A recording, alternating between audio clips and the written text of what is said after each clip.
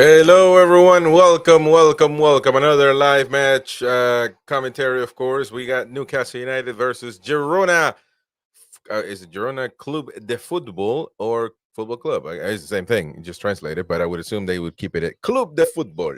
But we're gonna play Girona nonetheless. How you doing, everyone? Hopefully you're doing well. Hit the like button, subscribe if you're new. Of course, you know the shenanigans. Become a member if you can. You can gift memberships. You can super chat to get your comment highlighted, so we can make sure to say it, to mention it, and of course you can direct the show in a sense by doing that. But welcome, Gary. How you doing, mate? Very good, mate. Yeah, I'm excited. Good breakfast Looks. show today. Thank you. Yeah, Yeah, I mean, to be fair, it's like I said, it does. It's horrible when there's not much out there. It's just trying to piece things together. It seemed that there was so many chats. It was brilliant. Kept us going. And it was nice to see. To be fair, yeah, I love it when the guys in the chat get involved because it just makes the of course. show flow. That So is yeah, true. That really is enjoyed true. it. I guess we're gonna hit a few news surrounding that will topic starters. I guess you can say, or debate starters. I don't want to debate anybody, as much less Gary. We're pals. But I guess we can talk about a few things. And before we get into the match, we're gonna first of all, the lineups are out already. If you haven't seen, we're gonna give them to you. Starting with Girona, Paulo Gazzaniga, goalkeeper. You got David Lopez, Daily Blind, actually. Oh, he's Yeah, playing yeah. for Girona. Wow. Daily Blind, Netherlands guy. So there you go. His father was also a footballer and manager of Netherlands, which is in the same team as his son played. He played for Man U as well. Alejandro Frances on the left side. You got Arnau Martinez on the right back position. It just looks, as if they're going to play with midfield of five. Yeah. You got Herrera in the midfield. You got Beak in the midfield as well. DVD Beak. Martin as well with the number 23. On the left side, you got Brian Gill is a right winger. He's a little sitting back a little bit on this thing here, but we'll see how he plays when the match starts. Tony, number 19, is a right winger, and up front, Portu is Girona's center forward. For Newcastle United, you got none other than Nicholas Pope in goal, of course. Emil Kraft and Dan Burn is center backs. Is a left back Lewis Hole, the right back Valentino Livramento. In the midfield, we're playing with a 4-3-3 classic of Eddie Howe. The midfielders are going to be Jamie Miley starting this match today, Joe Yeah. Linton on the right side, and on the left, Sean Longstaff, the controversial Sean Longstaff. Up front, you got what many would say this is going to be the Premier League starting front, and it's going to be Anthony Gordon back to Newcastle duties, back for duty at Newcastle. Alexander Isak in the middle, of course, and on the right, Jacob Murphy. What do you think, man, about Newcastle United? Obviously, you do you agree that it could be the starting 11 for the Premier League as far as the attacking three? Yeah. I'm saying, Yeah. I think what you can see there. This is what we were conflabbing about last night when I put my estimation of a team out. The midfield was always going to be the one that question marked because you need strength in both teams. If you put all of the starters, if you like, in today's game, because obviously Girona is going to be the toughest out the two teams. Um, so it's nice to see Jamie Miley in, if I'm honest, from the start, because obviously there Bruno's going to be in I suppose, the weeky 11 tomorrow, and I say that with a little bit of tongue in cheek, because there's a lot there that could quite easily come the start of the season with another week's training could be vying for a starting position.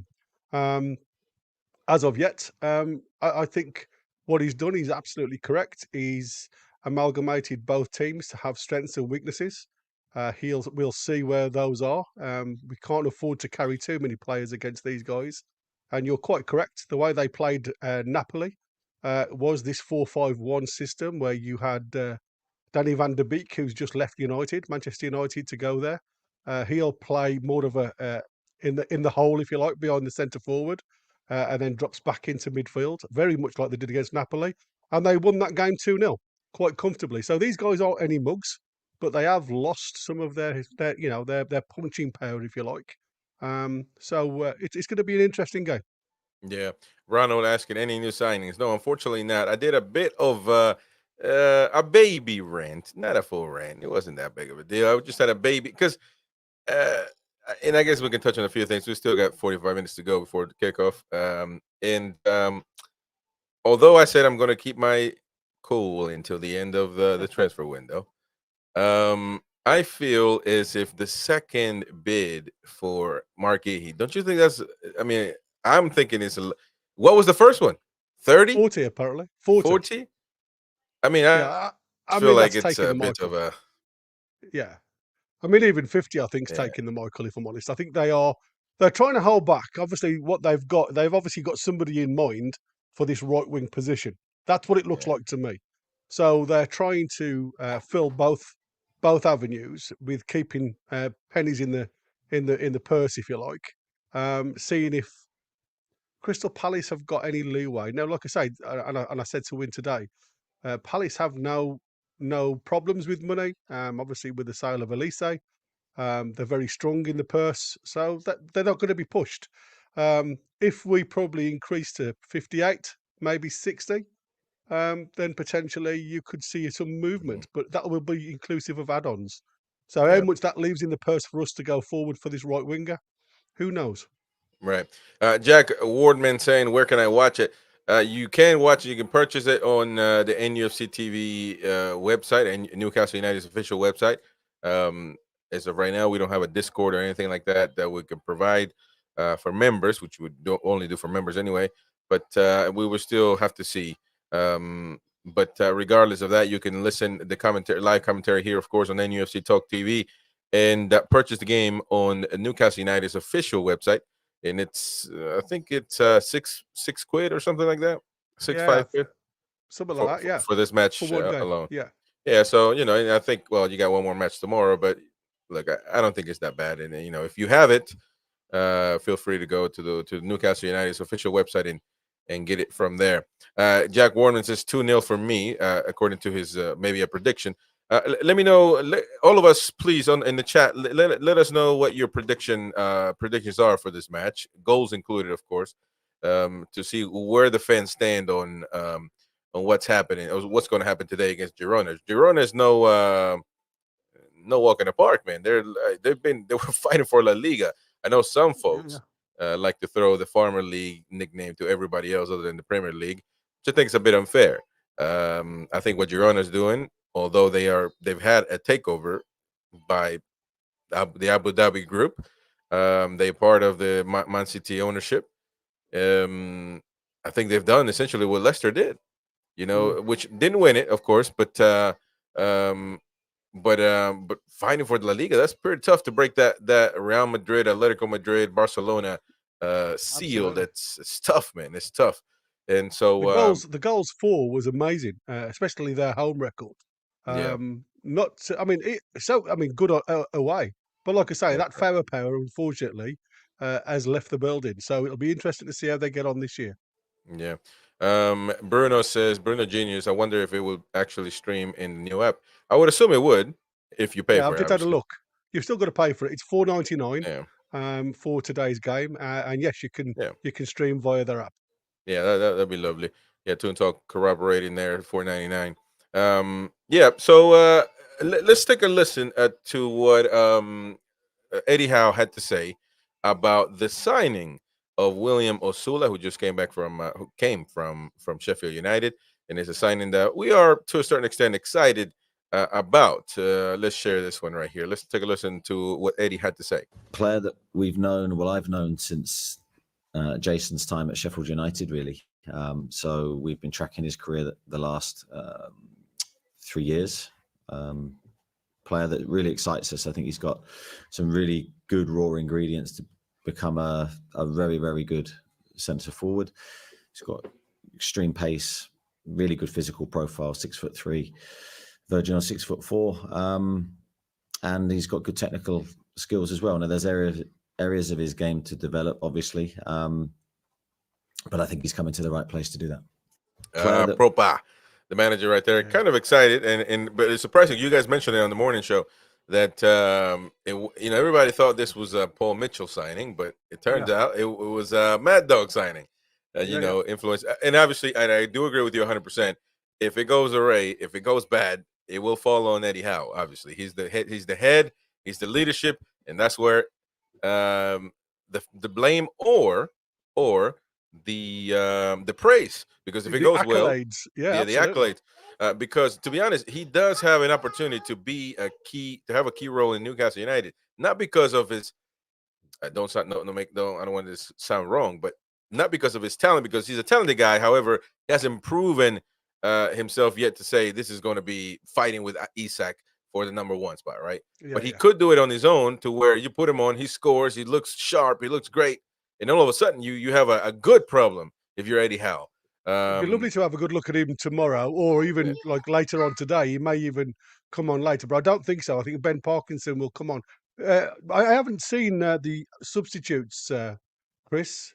Have you had the substitutes? Oh, the substitutes for the game. Let me take a look at it real quick. Actually, let me see. You got John Rudy. You got Mark Gillespie. Not gonna play really, I don't think.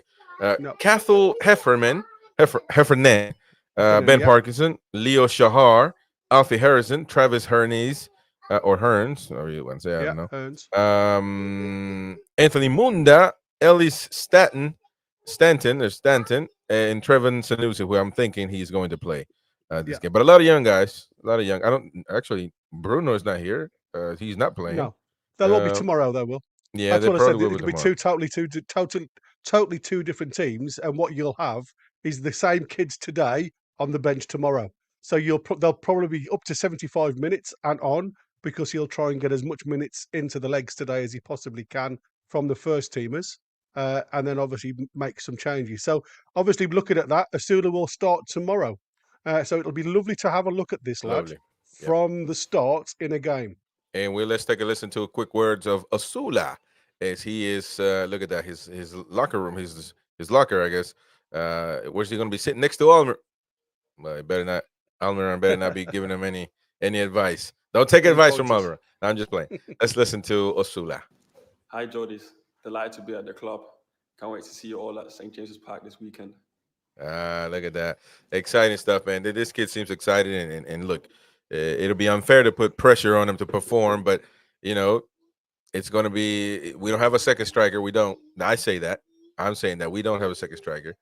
Callum Wilson is there, but you can't count on him, so you don't know when he's going to be on. He's out right now, so that just explains everything. We don't have a backup striker, so I think, although Eddie is not going to put all the pressure, I think he is going to give him time, give him pitch time, so he can develop. Because he has no option. He literally, I mean, you got Ben Parkinson, but have we seen anything from Ben Parkinson to say that he might get some time? And I think that's the reasons why this lad's come in now. I think this one obviously was something that they were looking at maybe further down the line to see what he can do, because obviously you're only going to show with minutes in your game, and maybe they were looking towards the end of this season, giving him the opportunity in the Championship to get some minutes into his legs. And maybe, and to be fair, he has started the pre-season very well. He scored a few goals. He's taken them very well. So from that aspect, you can't fault the lad. But he shows everything that you need from a striker. He can play with both feet. And Eddie Howe says that. He's 6'3", 6'4". He's got pace. He's got a bit of strength. He has got certain parts of the game that he still needs to work on. So, for me, it's the one of the, if you were ever given a mold for a player to work with, and Eddie to sprinkle some of that magic dust on, this is the player. And now it'll prove, and I hope he does, because like I said, I stuck my neck out the other day and said I think this lad's probably going to be one of those stars from the youngsters this season. But we've already seen what Lewis Hall's produced at the end of last year and the start of this year. He's continued very much in the same vein as Anthony Gordon did last year. He came and his football just got better and better week in, week out. Mm-hmm. And I'm hoping that's the same. Yeah. By the way, please hit the like button. We got 100 watching, 141 watching already. So please hit that like button. Let's reach 100 likes. That would be lovely. And if we can get to that quickly, we can move on to the next target. But help us get those likes, because that's the only way really that YouTube understands that you're liking the content, and we got to push it out to more Newcastle United fans. There's many of them out there. So let's get the likes up. And Queen says, to take a word Chris likes a lot, knackered. Yeah, man. We are knackered. We are knackered. Where's he at, by the way, man? He's man, that boy is out there, man. He's on the hunt. He's on the hunt at the what is it, the stack? Is that what it's called? No, I don't know whether they were going to the stack tonight, because I reckon it's going to be absolutely rammed. Yeah. They were going to a pub just around the corner. Yeah. I think it went to Aspen. All right, so the next one, Predator here saying, look, we need to stop pissing about with the Guy deal. Just offer them 60 plus 5 in addition and get it done. You would assume that would be, I'm with you, Predator. I'm with you, man. I don't understand the people that don't think that Guy is worth 60 plus. I don't understand that. I really don't. I think he's the future of center back in England. I don't think what other center back do you see with the projection like his? What other what other center back is? He literally played the final for England, man, and what is actually a good performances, being a leader as well, not just anybody that was called up. I would assume one of the positive decisions of Southgate, of the many that he got wrong. I would assume Mark A is one of those. We will see if he continues to be called up for the English squad. I would assume so. So, Predator's got that opinion, just like everybody else, to be honest. A lot of people, not everybody else. A lot of people. Yeah. Question from Michael. What is with 2 keepers on the bench? Well, we do have Rudy and Blackademus probably going to be tomorrow, and Gillespie. Yeah, Vlaco will start tomorrow. So we got the 2 old guys on the thing. What do you think about that? I mean, again, they're just going to be bench warming. I'll be surprised if Pope gets changed today. He'll want Popey to have 90 minutes under his belt. So the lads are just there to fill the gaps, to be fair, as a backup keeper. And if anybody was to come in, it would probably be Ruddy for the last 10 minutes. But like I say, you'll see all of Pope today against the better side, and obviously it'll be Oddy tomorrow against Brest, who isn't classed as the I suppose a decent side, but they are. None of these boys are mugs, and it proved that as they both finished in Champions League positions in La Liga and Ligue 1. Yeah, Josh saying, I think it is more about negotiations, not worth. If they came with 65 to start, why would Palace not then tell us they won 70 or 75? Yeah, but the initial 40, that's a bit. That is a P take. Yeah. I thought, man, I'm like, come on, man. Yeah, you serious? Because this is the thing. Everybody thinks that Newcastle, the Mighty Wayne thinks that we are the emperors. We're gonna conquer every league in the world now. Everybody looks upon Newcastle. We look upon Newcastle, but everybody else has money that we don't have as far as salary. Let me explain my point. We cannot offer whatever these players want as far as salary is concerned. If we give Gay 150, that's pushing it. But we would do it, I would assume, because you want the player to come. But if Liverpool gets into the negotiation, and this has nothing to do with who's a bigger club, who's fighting for the title, or whatever, maybe so to a certain extent. But if Liverpool comes on and says, I'm gonna give you 250 and I'm gonna pay 65 for you, 65 for Crystal, and 250 for Mark Gay would go running, and it's nothing to do about. We cannot compete with other clubs' salary when it offers. comes to salary. Yeah, but I think you've just probably answered the question within that answer, as daft it looks, because we're on our own at the moment. There is no other club, and I think that's the reasons why they've gone in with a low ball offer. And it's a case of, again, it's that let's test the water first, because if they come in with a counter offer, which was say below the asking figure, say if they come in with 55 million as a starting figure, we'd have probably matched that. But because they've now stayed, no, we want 65. Newcastle have come in with a counter offer of 50, seeing if they would move down to say 60. And that's what they're doing at the moment. It's like, it's to and fro, and it's a bit of a bartering situation going on. And like I said, this could still be going until, Yeah. like you've just stated there, another club comes on board. Because And if another that's club comes on board, it will be 65. There you go. yeah, I agree with that. Carlo Ines, there's friends that think like this too. Just pay 30 or 35 for Tiao and use whatever's left for the right wing. Yeah.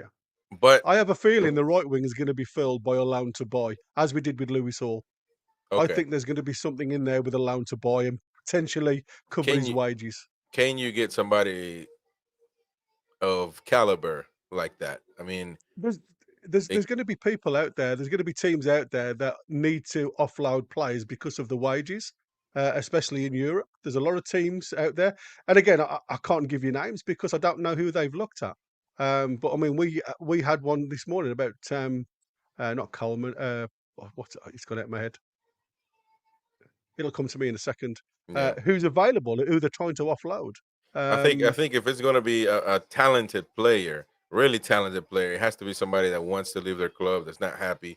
Um, I don't know that you would go and snatch somebody that's performing, that the team is happy with and the manager's happy with, for on a loan to buy But type thing. you've only got to look at Chelsea. I mean, they've just obviously again Neto's coming on board, so that's another right winger Chelsea, they've that's got crazy. there. You know what I mean? So all of a sudden, Madueke. Madueke, exactly. Why couldn't we go in there the same as we did with Hall and say, listen, we'll pay your loan Exactly, to it'll have to be buy? somebody like that, yeah. Yeah. Which I'm not mad at, but again, nobody talks about Embuemo, which is unbelievable to me. Well, yeah, Nobody's and interested. Nobody's nobody interested even in comes Embuemo. in with that. No. Um, And I think that can only go down to his style of football. Would it suit? And I think that's the other thing you've got to look at, rather than just going and picking, the ripe cherries off the park. You've got to also look at the style of football that Eddie Howe plays and trying to fit that piece into the jigsaw. yeah. Interesting. Um, all right, there goes the comments. I want to. Bruno Guimaraes has spoken as well. And I think he should be the captain of this team because he backs it up on leadership and on performance. Not just one or the other. But that's neither here nor there. A lot of people. I think Mighty Win was saying earlier that he thinks if Dan Burn is on the pitch, it's going to be Dan Burn or who Yeah. else did he say? Well, It was, Lascelles is the club captain, isn't he? well, yeah. You know what I mean? But obviously he's not Yeah. going to be involved. I'm gonna let you take over real Yeah, quick, yeah. man. Comments, and I'll Yeah, take so care of it to my daughter. that's all right, mate. That's not a problem. Yeah, and I think if people say about being a captain, and we mentioned it today. Sometimes you get a lesser player being a captain. Now, obviously, with Bruno, he's absolutely amazed at being part of the leader group. Now, you could see during the press conference that he was upbeat about it. He wants to obviously drive the club forward as a player, as well as obviously a leader of the team. So from that aspect, with him not playing today, I can see him being the captain tomorrow. And do I think he'll make a good captain? Well, sometimes captains lead by how they play. And we've all said since we've had him involved in Newcastle, he's been an absolutely amazing player. Now, if you've got somebody like that with incredible mentality, with incredible ability, surely that's going to drag you up twofold to become a better player. Now, you know, people will always question, well, why hasn't it worked for players that play around him? And I'll mention a name and who's been criticised heavily, and that's Sean Longstaff. The problem with not having the ability when you're playing with somebody with ability is you can be left behind. And I think that's the problems that we're seeing now with Sean Longstaff. And like I say, Sean Longstaff does do a lot of the hard yards to support Bruno on his little mazy runs going forward. And I think what we've got to be careful of going forward now is we don't go a little bit too gung-go from the middle of the park, because what we've noticed last year, we're not having the pace at the back to cover us. We've been caught out with the ball over the top, and this is the type of football that you can see from these, because they'll have numbers behind the ball. It'll be a 4-5-1 mid to low block when we're on the attack. They've got two pacey guys out wide, and it'll be a diagonal ball across the back to try and get behind us, and that's very much how they played against Napoli, and created a few chances that way, and leading onto their goals. So it's something that we need to look at, and like I say, what we need to see from Bruno now is whether he can actually demand somebody cover him while he goes forward, and maybe stop Longstaff doing his mazy runs forward. Maybe say to Joe Linton, Joe, just sit in the pocket while I go forward. You know what I mean? Because that's the next step for being a captain for me with Joe Linton. We see Dan Burn, he's constantly giving verbal, he's constantly trying to move players, but even he sometimes gets stuck because obviously you can only see what's in front of you. You can't see the lads what's playing behind you. So, you know, somebody once said to me, a good captain would always come from the goalie because he sees everything in front of him.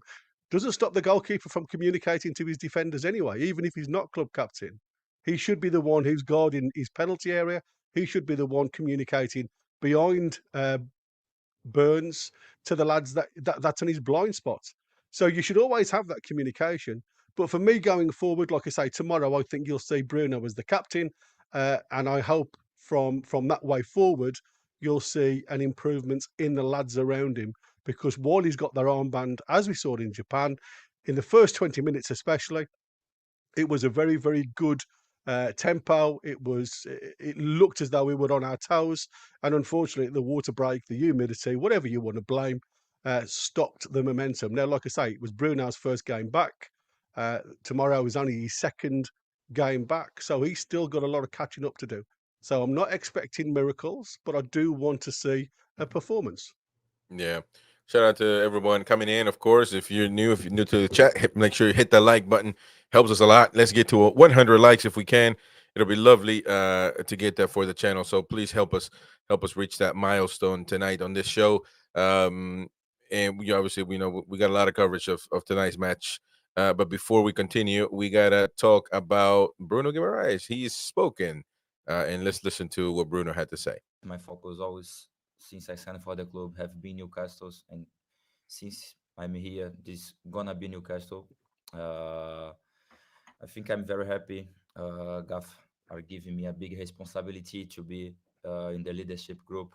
So I wanna be a leader. I wanna help the club in many ways. I want to help this guy because since I'm here, he developed my game a lot. So I'm grateful for him, for his staff, for the players. So now I think it's time to me deliver something special for them. Thanks, Reza. Keith Downey?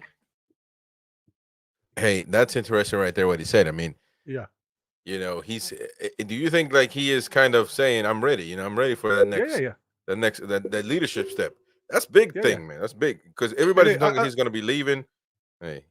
No, and that's what I said. I mean, you could see, you know, I mean, don't get me wrong. All these players, like I said before, when they're out in the Copa and Euros, they all get approached by individual players about moving on and doing different things because that's the nature of the beast.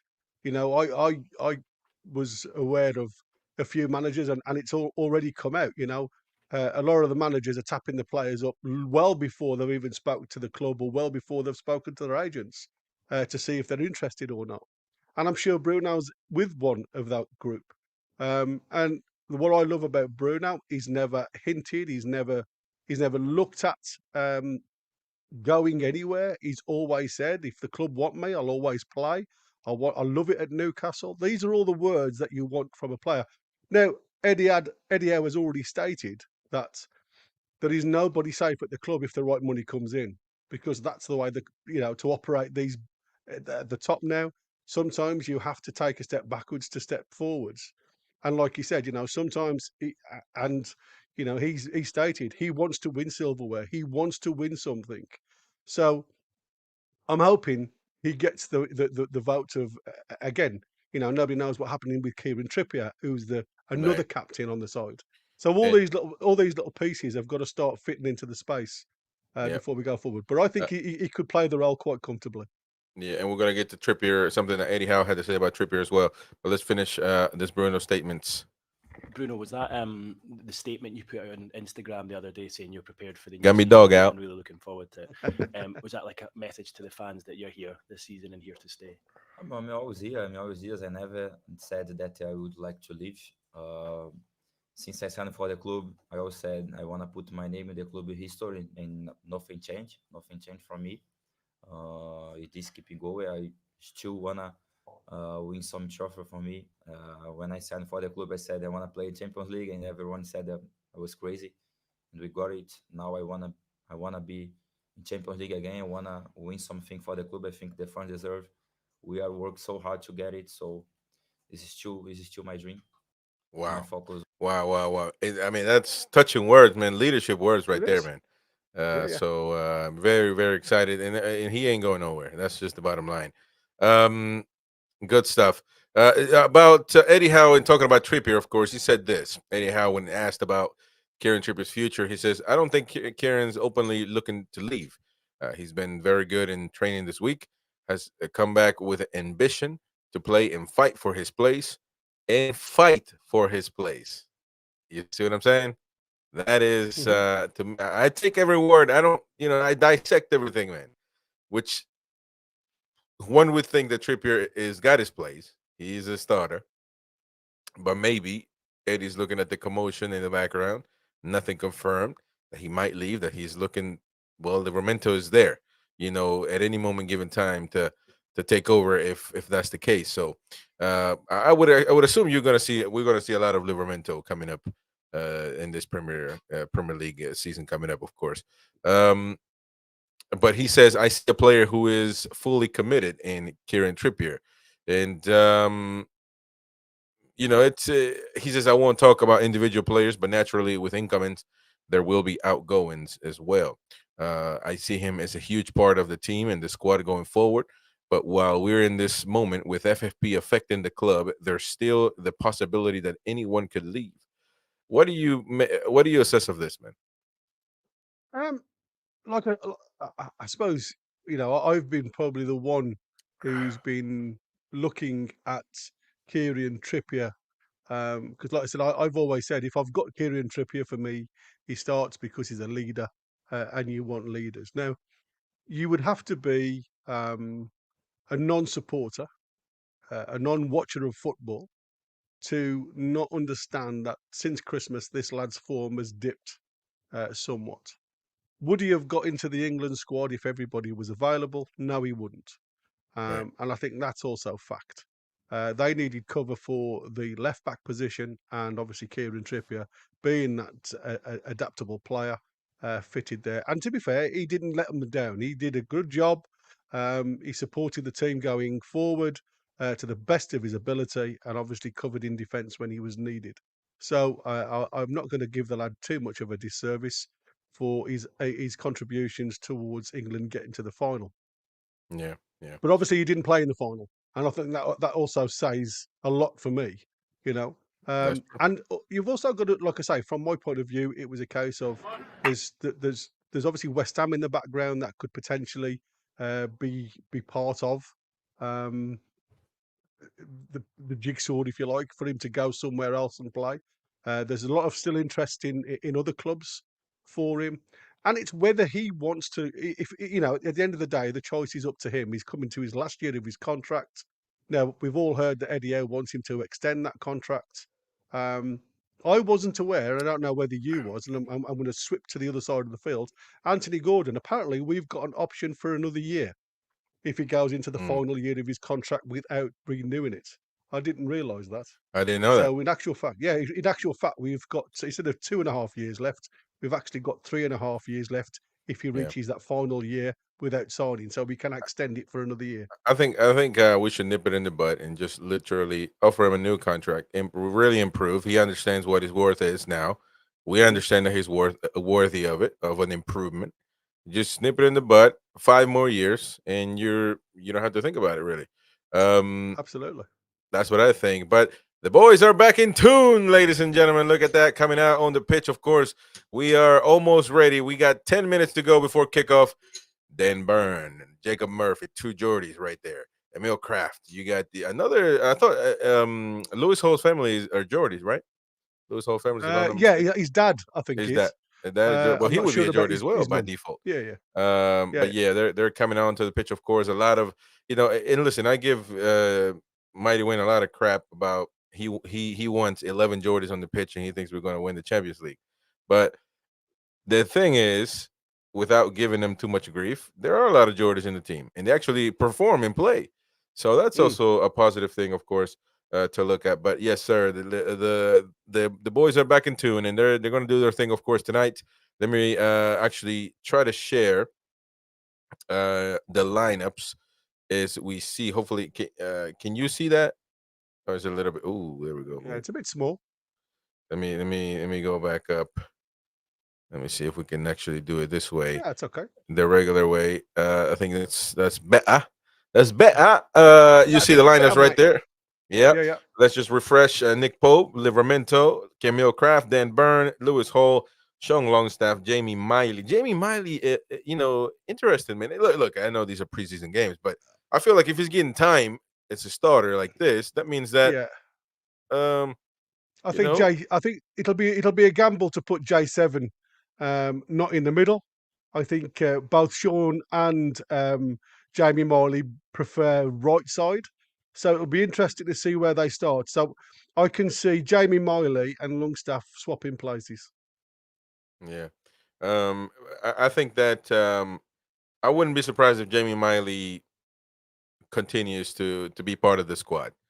Oh, no, This year, because look, a lot of people give him grief because I think DX has said before that he doesn't rate him, that he thinks obviously the fact that his brother has passed him is a sign, but I don't think that's a sign. I think just everybody develops at their own time, and I don't think he's old. He's 21, so I mean, it just he did show proper moves, man, playing this preseason.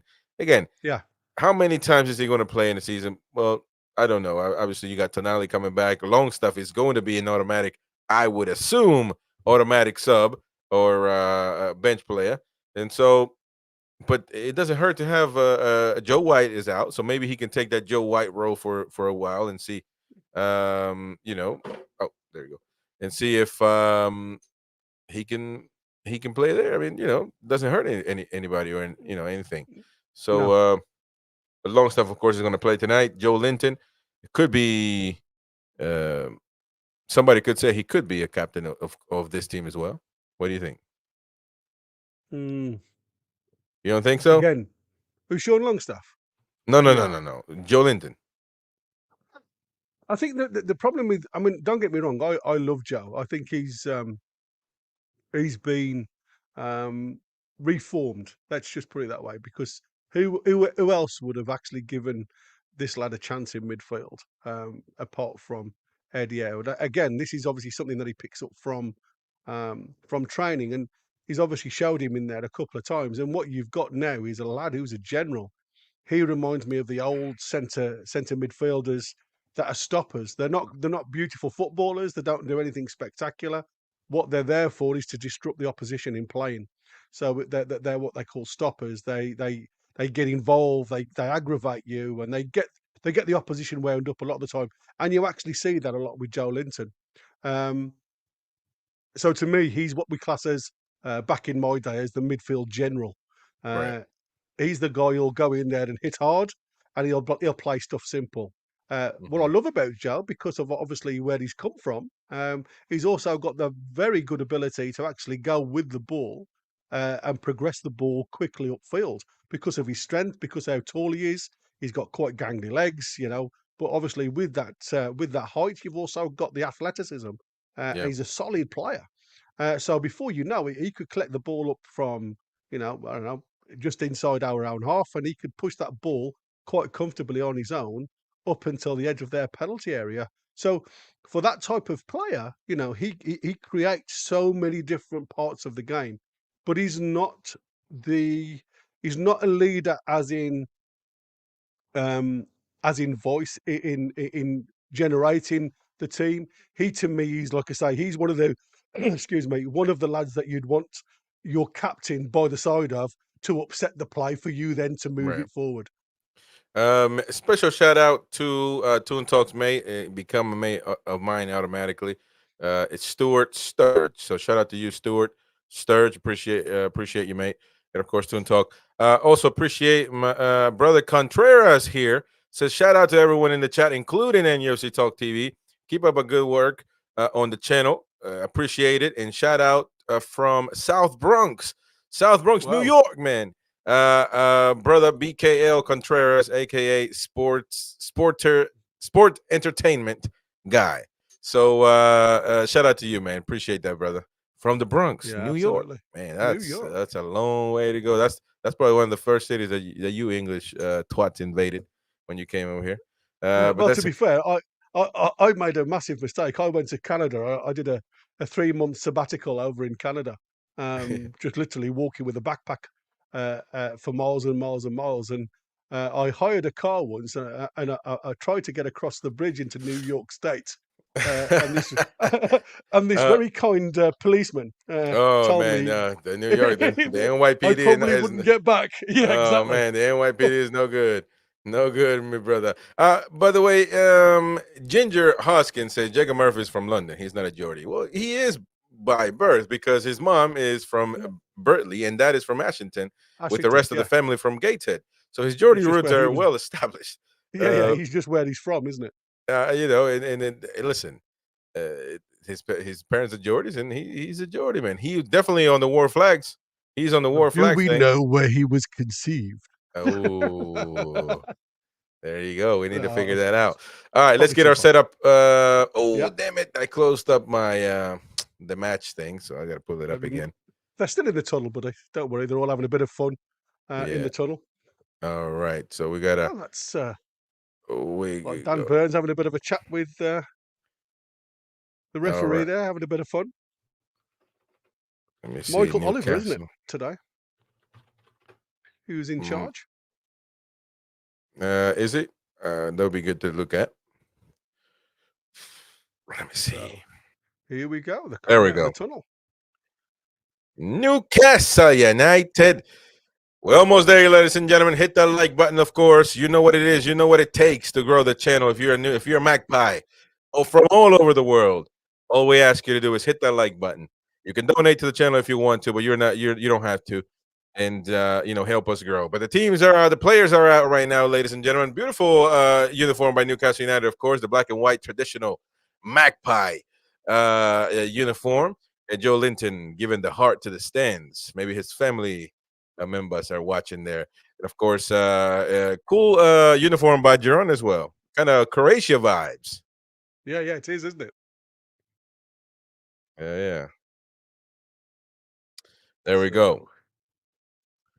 Brian, right there in the chat. Welcome, Brian. Found a Spanish stream with currently no game, but I'm still hoping. And I love that. No game, but I'm hoping. There you go. Well, you can always follow the live commentary here on NUFC Talk TV, where we're literally, the name says it all. We talk NUFC. Simple as that. Whatever it is, every single match here, live for you. We had 239 people watching overall, 167 people watching on YouTube alone. I appreciate your support, of course, and to help this community grow. My name is Chris, the American Mag. This is Gary, the doctor of NUFC Talk TV. There you go. Derek, the mighty win. He is in the stadium, man. He abandons us. He only uses us when he doesn't have nothing to do. When it's match time, he goes to the stadium. He doesn't care about the channel. Well, it's okay. By the way, he's famous now. He's told us a story, which I got to clip up, that he was in Scotland of all places, and somebody pulled him to the side and said, "Hey, are you the mighty win? Can I take a selfie?" Oh man, that was a wonderful story. So we're gonna have to clip that and play it on replay, of course. But lovely to see the young lads as well coming out. What does it take? Do you know what to get one of the young lads? If I was living in Newcastle, I had a son. What would it take for me to have my kid go out there like that? Or do you have to be part of something? Well, it's usually a cost.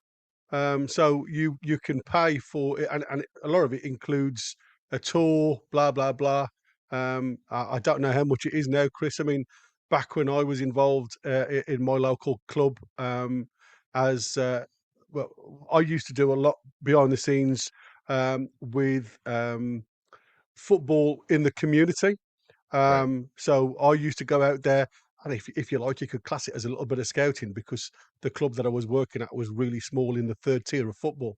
So I used to go out there and look at all these promising young players that I'll be working and coaching with. And that's how I earned my coaching badge.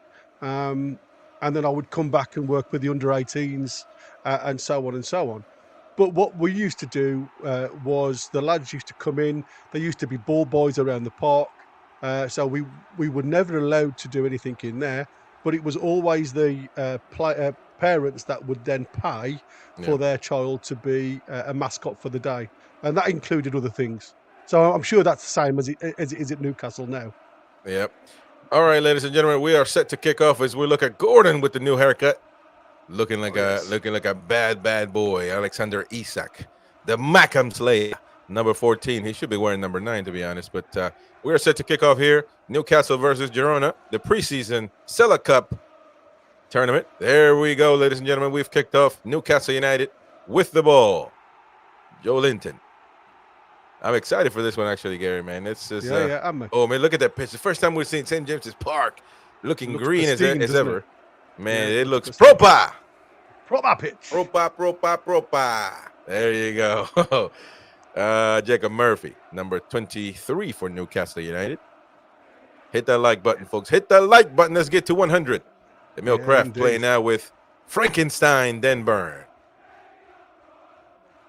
There's seems to be... It's like I said, it's good the way they've set up. It's exactly as we expected, and I'm surprised because you have got Jay Miley more of a central figure. He's more at number 35 there. He seems to be more the central figure with Joe Linton on the left and Sean Longstaff right. That's right. Nicholas Pope now playing with Dan Byrne on the left side. Now going with Lewis Hall. Girona pressing a little bit, but Lewis Hall gets the ball. However, that's going to be a foul right there against the Girona player on Joe Linton. St. James's Park roaring. Although it's not full, it's still roaring away. St. James's Park. It's still the cathedral on the hill. It's still the cemetery for the rivals. Yeah. Nick Pope now. Nice to see, obviously, Nick Pope performing back with Newcastle. We got to be careful with Nick Pope, though. That shoulder is something to look at this season. Hopefully, we won't have any issues. Yep. I'm sure that's been fully tested, to be fair, matey, throughout the pre-season. Yep. All right, we got Alexander Isak now kind of playing as a left winger. But you can't get through.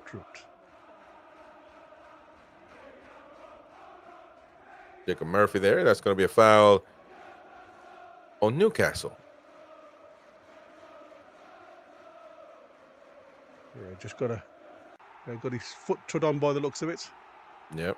Longstaff just a little bit late. Are we on about the same time? 2:23, 24? I think you're 2 seconds in front of, but that's fine. Okay. It's not an issue. That's what I said. Look how far you are away from me and you're in front of me. It's ridiculous. Yeah. And now Nick Pope back with the ball. Now be careful. It looks like Girona's pressing. So you got to be careful with that. Number 23, Jacob Murphy. With his Geordie roots. Oh, that's a nice pass to Isak. Alexander Isak, 101. Alexander Isak. He's going to pass it back to Livramento. Come on, support. Oh, who is that? Is that? Ooh! Oh, yeah, it's in. It's it. Get in. It's it is in, ladies and gentlemen. It's Longstaff. It was kind of a fluke play, but fucking ages, didn't it? It seemed to be going in slow motion. Yeah, I was like, what the hell is happening?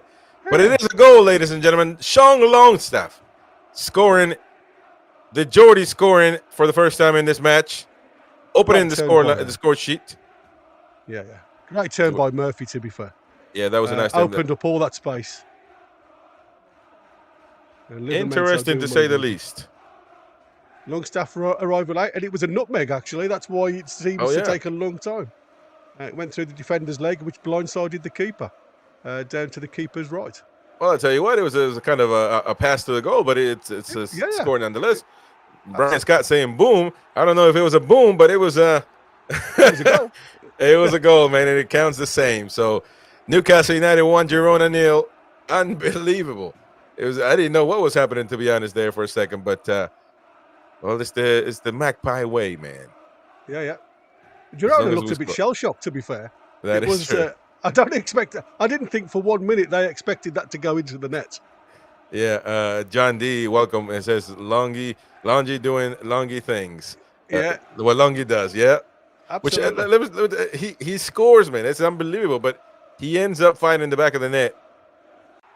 Although obviously he's got other stuff that he needs to be doing that he probably doesn't do well, too much of. But Yeah. look, it is what it is. It's match day. We're not here to dog anybody. We are here to support the Mags win. Valentino Liverento now playing with Longstaff again. Jacob Murphy couldn't control it. And now Girona back with David Lopez all the way to Casaniga. Now be careful, Anthony Gordon. The best winger, to me, in my opinion. Well done. Oh, proper. Joe Linton now, give and go. Sean Longstaff again, locking and loading. Sean Longstaff blocked. Get it at your feet. Look at that, man. And Newcastle gets the ball back. Murphy shoots, but that's going to be a foul call. It's not Michael Oliver, is it? It is. But it is? Yeah. Oh, it is, yeah. And what you've just seen there is typical J7. Watch this. Bang. They cut it. You're not getting anywhere, mate. I'm going to stop you at the furthest point away from our goal. And that's what I said. He's a typical general in that midfield.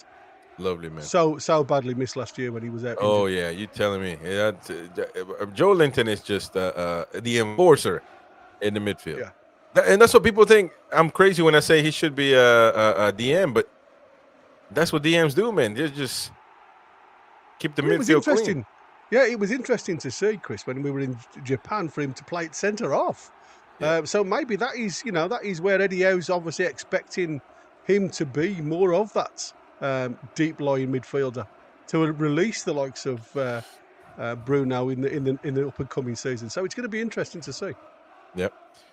Girona now thinking the game, trying to penetrate this Newcastle wall. Of course, Jacob Murphy pressing, Livermento pressing as well. Girona still with the ball. Daily Bling now passing it. Girona still with the ball. Bling back with Gazaniga. Where we forced them. We forced them all the way back. Oh, nice. Livermento trying to get there, but of course, Girona, that's a nice pass right there. Now be careful. Porto could be dangerous. The only center forward playing right now for Girona.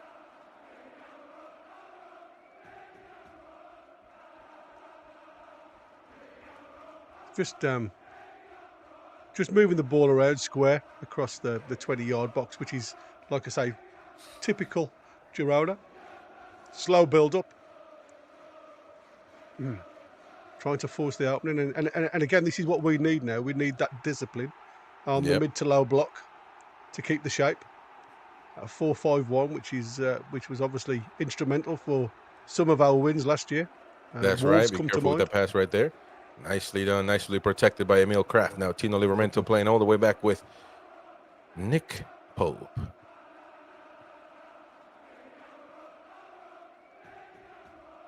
Newcastle United playing from the back. Yeah, I don't know what people go negative, when we see players play it back, because it's very difficult for the opposition to score when they haven't got the ball. And I've often said, sometimes play the way you're facing and keep the ball, bring them on, and try and get behind them. And it's basics, but it's effective. That's right. Newcastle. Oh, that's going to be nice. Left him a little gift right there. Be careful. Anthony Gordon now trying to pass it to. It could be an opportunity right there for Girona, but well done by Newcastle. Now Tino Livermento gets the ball back. Gordon playing midfield right now at the moment. Well, Newcastle gets the ball back. Nicely done, Livermento. Now playing with Dan Byrne. Byrne and Kraft. Jacob Murphy, number 23. Livermento Playing back with Emil Kraft. Now be careful with the press. And I mean, look, Girona is no easy task, man. They're gonna do what they came here to do. You know, they also got a preseason. They're fighting for La Liga again. You would assume. Yeah, but I think they're going to find it harder this year because of Champions League. Yeah, that is true. Yeah, that is true. Very much true. We've known that for a fact.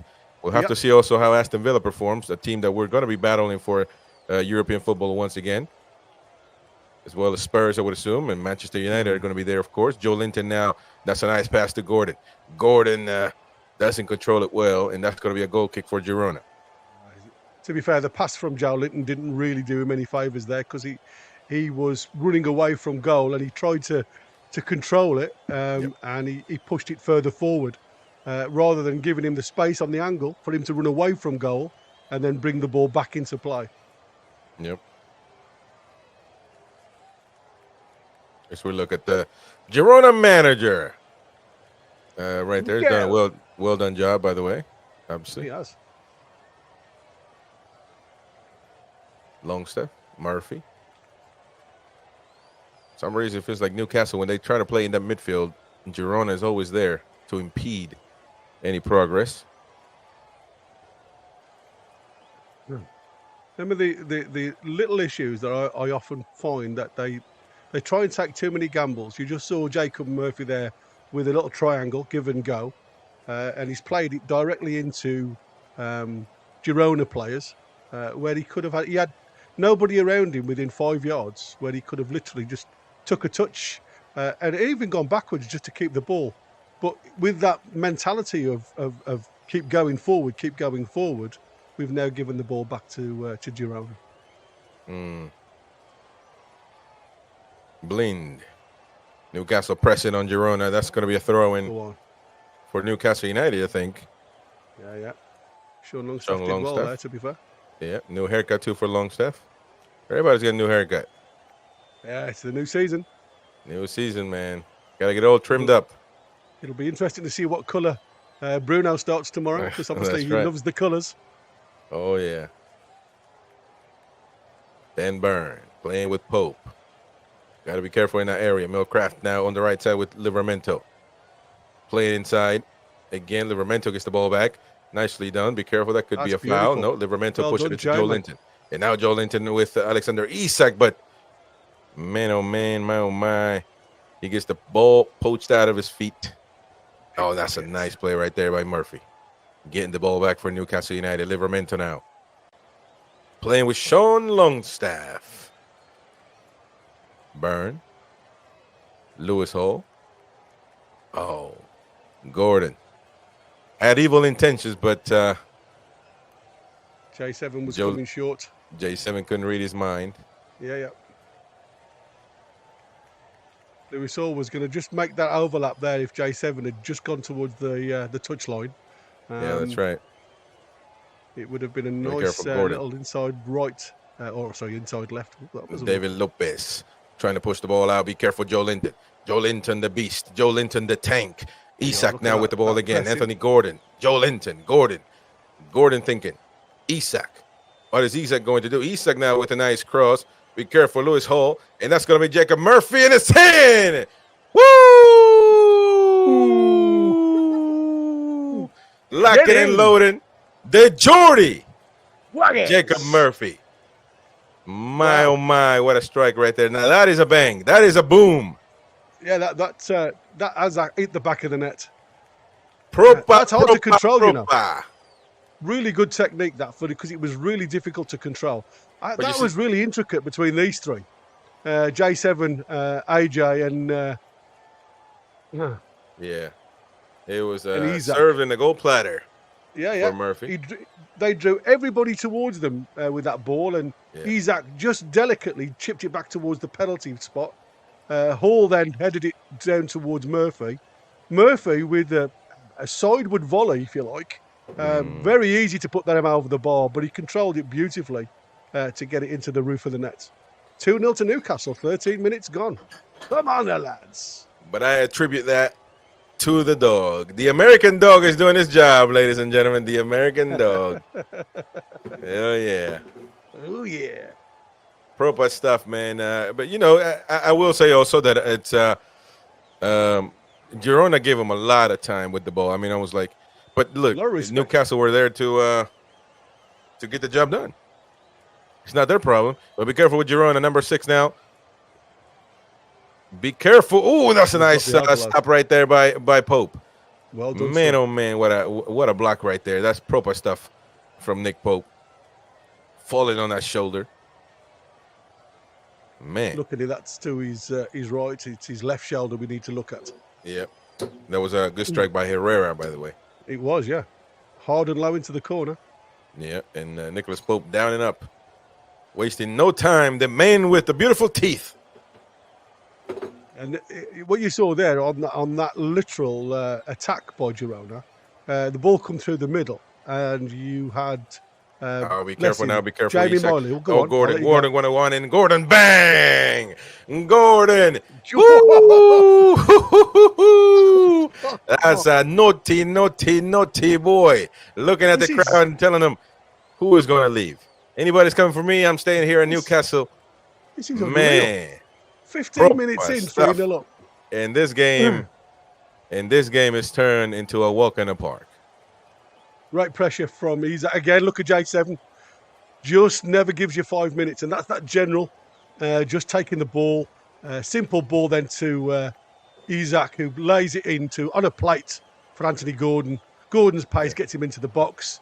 Side foot, left-footed strike across the keeper into the right corner pocket. Man, oh beautiful man. goal. Beautiful stuff, man. And you know, and when you get in that position, of course, when Gordon is one-on-one, I know he got a defender on his right, but it's essentially one-on-one. It almost feels like an obligation to score.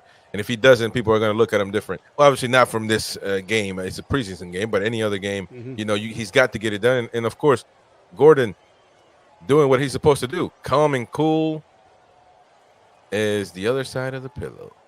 Yeah, absolutely. I'm just going to go back to what I said before. Miley then just got pickpocketed, and it wasn't his fault, unfortunately. He had a ball passed to him. He was running back from an attack from Girona. He'd managed to get the tackle in and got the ball, but there was 2 Girona players muscling him out.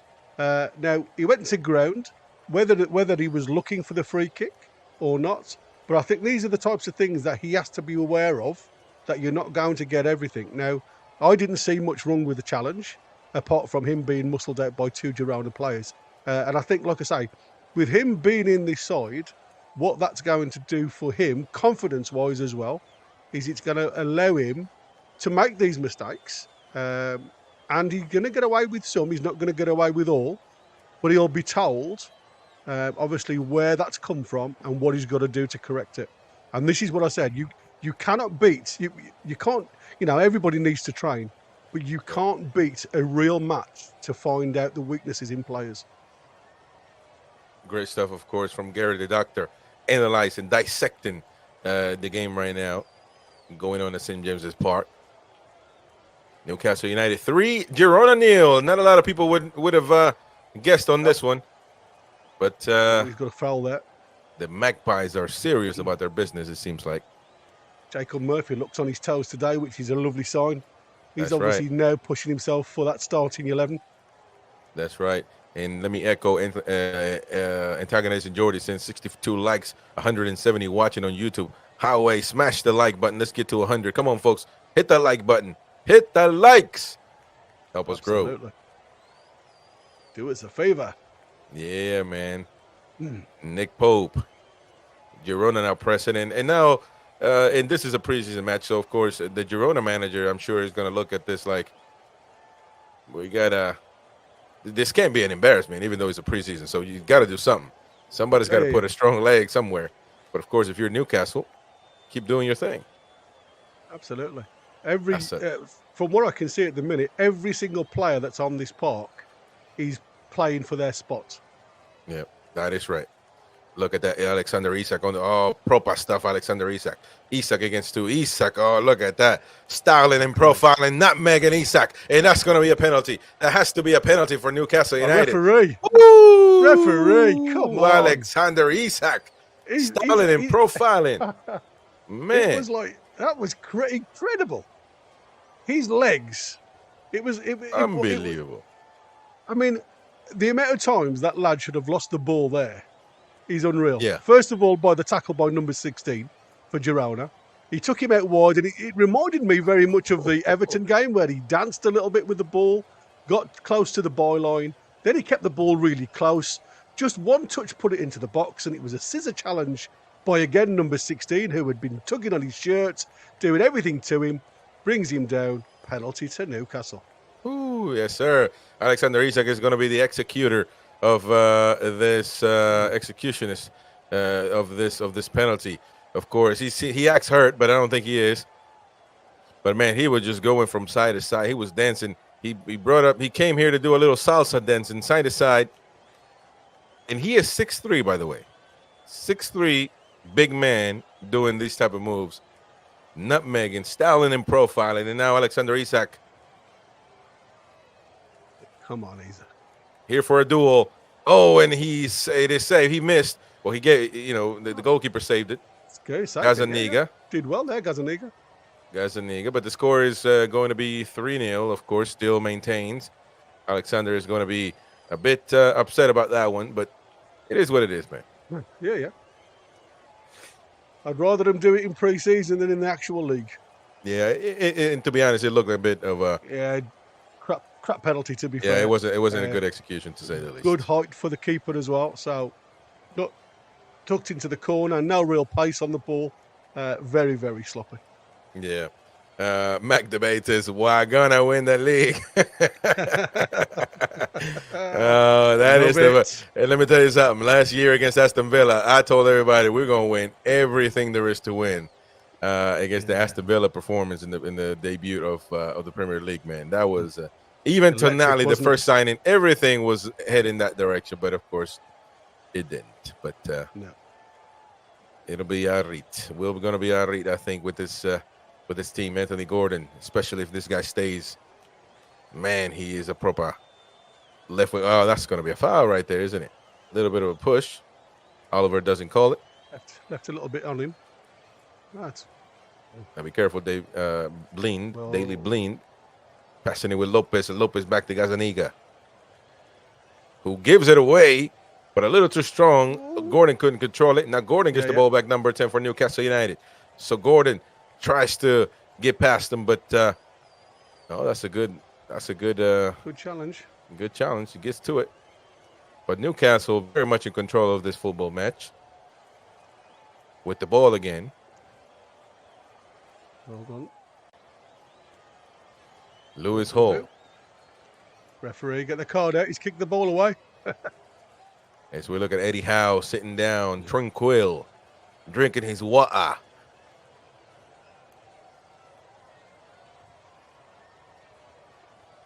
That's a real pull penalty. Yeah. Eddie Howe has won 3 promotions for Bournemouth. That's impressive, to say the least. Been there for a long time, of course, but now he's got bigger fish to fry. This is no disrespect to Bournemouth fans. This is a much bigger club that needs to be awakened, this sleeping giant. We'll see if that happens soon enough. Maybe this season, maybe an FA Cup, maybe a Carabao Cup. We've got to the final, so it can be done. Murphy now with a nice cross. But that's going to get right to number 13, Gazzaniga, goalkeeper for Girona. Far too heavy. Yep. And he get himself lovely space there to just dink a ball towards the penalty spot where you'd got a couple of players hovering. Everything can happen. That's a good release by Gazzaniga, but just unfortunately too heavy. Yep. Dan Byrne. Passing it to Emil Kraft. Now, Emil Kraft been playing starting center back for many of these preseason games. I wonder if he's getting his hopes up. No way that he's going to be starting over Shard, to be honest. But you can never say that, buddy, can we? Because tomorrow's another day. Yeah, it's true. That is true. I would assume Fabian Schär is going to start tomorrow. Oh yeah, Fabian Schär will start tomorrow. And see where he's at, of course.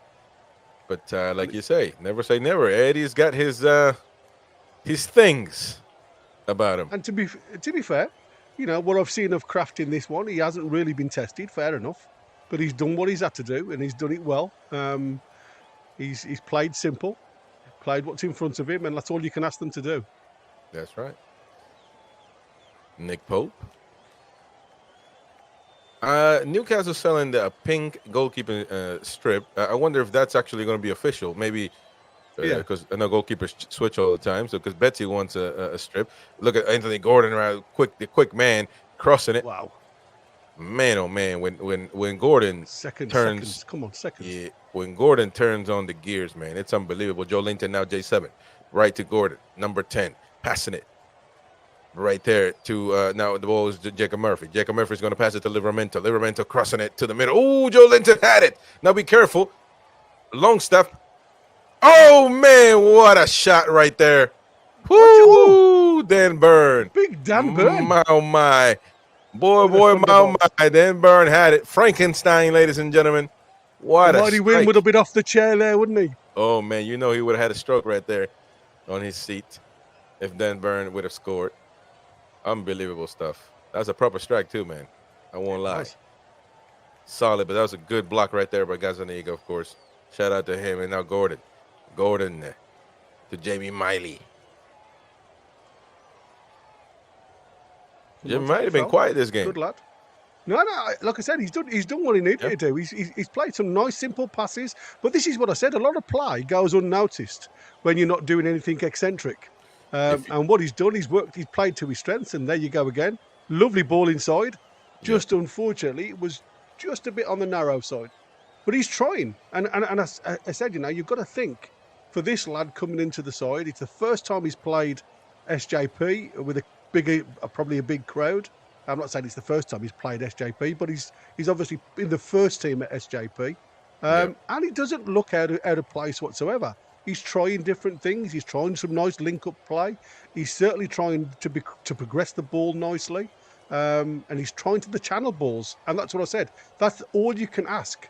The amount of times we've seen professionals not even try those type of balls, and they've played negatively rather than positively. So, no, I think he's done well.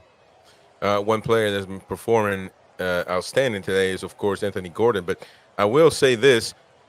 He is playing terrific tonight, and it doesn't seem like he's trying, which is even more impressive to me. But, of course, if you are an English fan, you must be thinking right now, as the good Beer Bike is saying, it's criminal that Gordon didn't play for in the Euros much. You must be thinking that, man. What if? Because he is certainly somebody that just the defense cannot handle. Yeah. But of course, that's it's rained since then, so it is what it is. He didn't play, and I would assume that that mistake won't happen again coming soon for England. However, we shall see what happens. Now Gordon on the right side, surprisingly. Unlucky. I don't think Tino would have been very, very happy with Murphy's quick corner kick there, matey, because he was still on his knees, rubbing his back, potentially asking for somebody to come and give him a bit of a cold bath and have a look at him. And Jacob Murphy had taken the kick so quickly. He looked at him as if to say, thanks very much for that, matey. Yeah, that was the shot right there by it was a good save by Herrera. Good stop by Nick Pope. And then the next play, Gordon scoring for Newcastle. Great finish.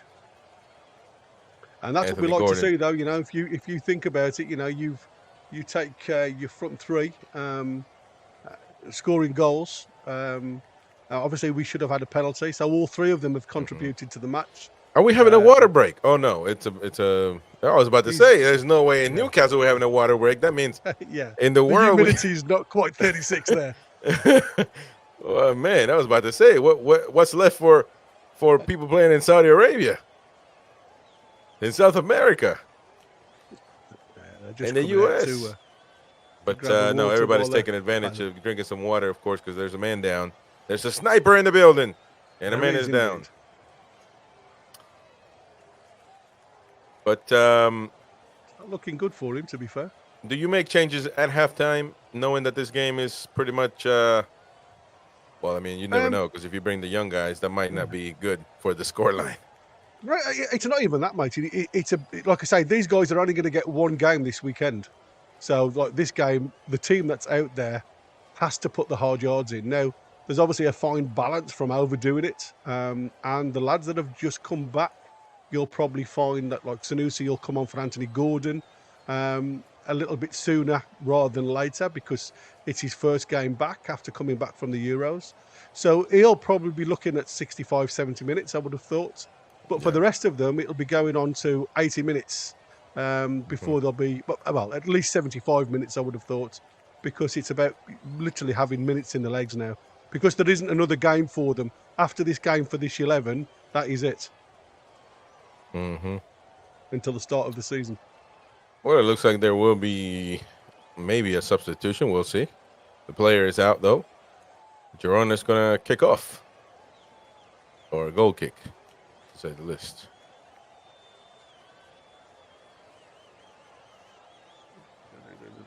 David Lopez playing with Gazaniga.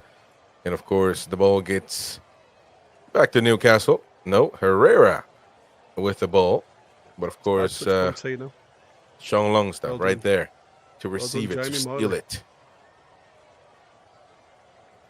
Lewis Hall. Been a bit quiet today. Yeah. Been a bit quiet. Surprisingly enough, because we've attacked a lot on the left side, but through Anthony Gordon. Not much through the left back, so... But again, it's like I said, it's why overload when there's no need to. If you've already got 3 players over there, just not up to the same wavelength then. Well done, Crafty. Yeah, that's going to be a foul. You've got to be stronger, son. You've got to be stronger there. The Girona right there, player scored, but he's telling the referee, no, it should count. But the referee blew the whistle before, though. So Crafty did ever so well to get across. I'm just having a quick look now at if there was much contact. Oh, there was I suppose a hand to the forehead. Yeah. Yeah, and so it doesn't count. Jacob Murphy now. Jacob Murphy attacking for Newcastle United on the right side, trying to cross it, but that's going to have a little too much. Well, no, it's in. What happened there? Just floated across the. Oh, it went out. Gone behind. Yeah, it has gone behind. Yeah. It was a bit of an in-swinger. Going outside first and then come back in. So that's going to be a cold kick. 31 minutes underway. Of course, Newcastle United 3, Girona 0. It's going down. It's turned into a bit of a quiet game. Yeah. They're having the breather now. They've worked hard for the first half an hour. So they're literally just taking the pace down a little bit. You expect to reignite it, obviously, if you get the opportunity to. But the press is still there.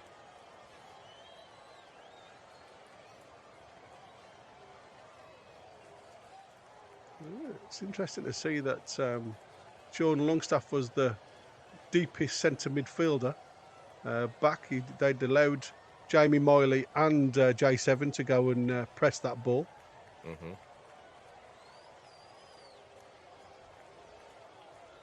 Blind. Deadly Blind. Girona now with control of the football.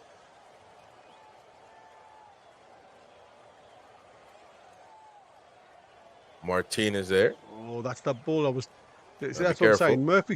Murphy sometimes does watch the ball. He doesn't quite switch on to the player. Tino until the player's got it. Well done. Tino hoofing it, but it looks like he got hit in the face with it on the bounce. Yeah, Girona with the throw in. Daily Blind now. Girona controlling the ball.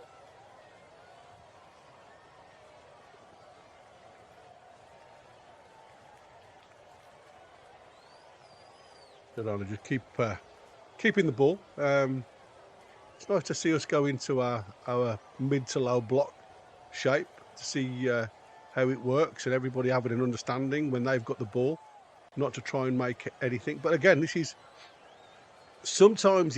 Be careful now. There's a little. Pope a little bit shaky. That's a man. There's trouble right now in the defensive line for Newcastle United.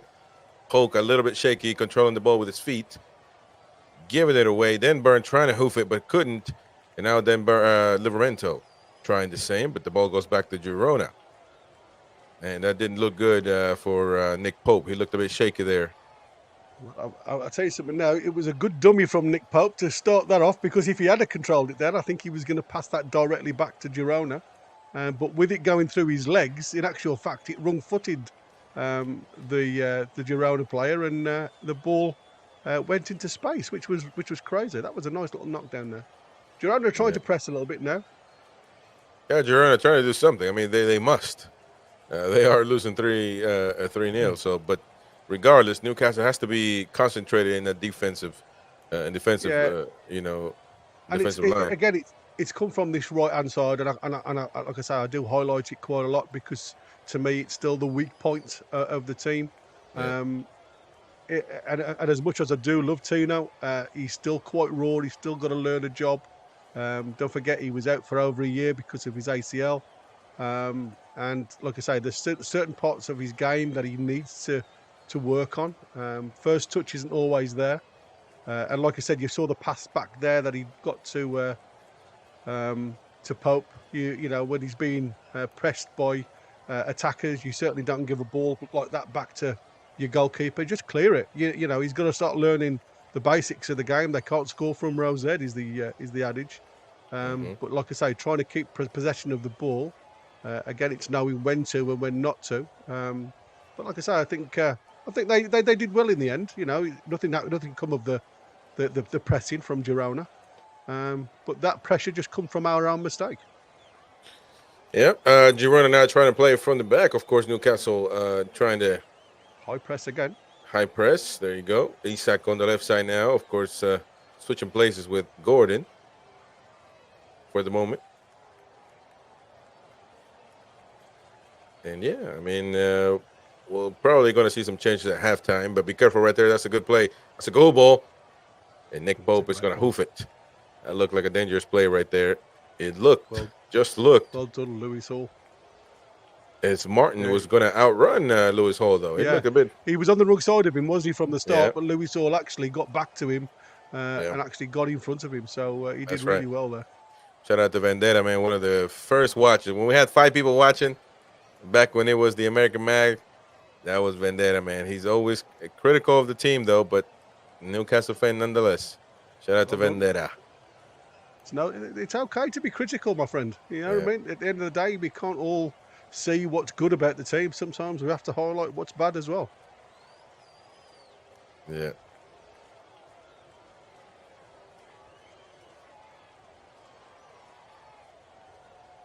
It was Beard as well. Beard, another name that he used to always call me out of my name, but we got along well, and the mods blocked him one time, and then he never came back.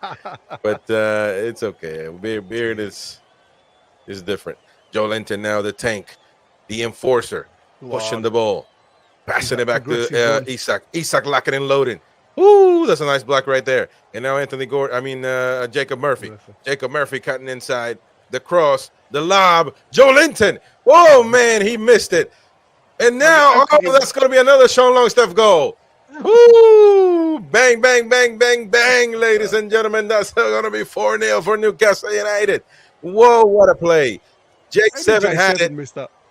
He missed it. But, of course, the poacher, the question man at times, Sean Longstaff, scored his second goal of the match. Newcastle United 4, Girona 0. Yeah. And again, great volley. Controlled it beautifully. It was a volley that went low rather than high. But again, that goal's come from J7. That commanding run from the middle of the park, like I said, getting into that final third. Simple ball, and then following it up for the cross. And unfortunately, what he started, he couldn't quite finish where he headed onto the bar. But the deflection come out to Sean Longstaff, who, like I say, hit it first time on the volley. Nice and low, central goal. 4-0 to Newcastle, 38 minutes gone. Well done, boys. Vendetta says, hi all, glad to be, he says, glad to be here. Best NUFC channel there is. Man, that's great stuff, man. Lovely. And now be careful, Well Livermento done. now passing it Beautiful to Tino. Isak. But Isak, the defender's Oh, right on time just for unlucky. Girona. Be careful, Newcastle United pressing now. Blind. Girona just can't cope with the press, can they? It's obviously No, they something that they're cannot. not really used to. Well done, J7 again. Oh, of course, see that dude. He's doing DM work right there. People don't believe me. People say I'm crazy. People tell me to stick to football or to baseball. But Stick to J7, cricket, Chris. stick down. I can't do that. I can't do that. All I know about cricket is they go cricket, cricket, cricket, cricket. What else, sir? But I think J7 will be, if given the time, he will be a good DM because he can do it. Look, he already does it. It's not even. It's just a matter of the title, I guess. I don't know. I don't even know what the matter. It's the mentality sometimes as well, isn't it? You know, you've got to understand the role because it's like I say, if you look at the likes of Rodri and stuff like that, the way they link play up and then slowly come on. It's not J7's. It's not the way J7 plays. J7's a disruptor. He gets involved. He disrupts play. He plays simple. But when he's got space to move in, as you've just saw there. There you go, right there. Just, Nicely done, Nick on. Pope. Right on it. I'll shut up while there's attack going. While he's got that run, he'll take it, and that's the difference with J7. He does like to get involved with the play going forward as well as defending. But he's a great defender in the midfield. He does that job really well. Tino Livramento now on the right back position, playing inside with Emil Kraft, who plays to the other side with Dan Burn. The question Dan Burn as well, but as of recent times, he's redeemed himself. When he plays center back, he is the best defender that we got, I believe. Just defending. Obviously, if you want to move forward, you want to be elite, you need more than just defending. You need a center back that can maybe create, maybe pass, maybe give you those long passes and push the offense. But when it comes to defending, if you need somebody just to defend, Dan Burn is unique. Lewis Hall right there. Now Isak. Isak, be careful. Isak 101. Isak styling and profiling. Isak locking and loaded. Block right there. Blind. Blocked by Blind. Nicely done by Blind, but Alexander Isak always ready, the Macam Slayer, to shoot one off.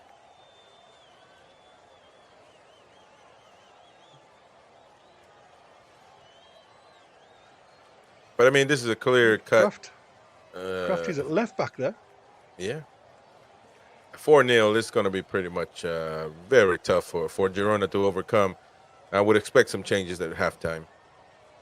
Like I said, I wouldn't be so sure. The only a couple would be thought of if there would, and again, it depends on if anybody's got any soreness anywhere. Like I say, the first person you look at is the likes of Anthony Gordon, but at this present moment in time, you need that continuity.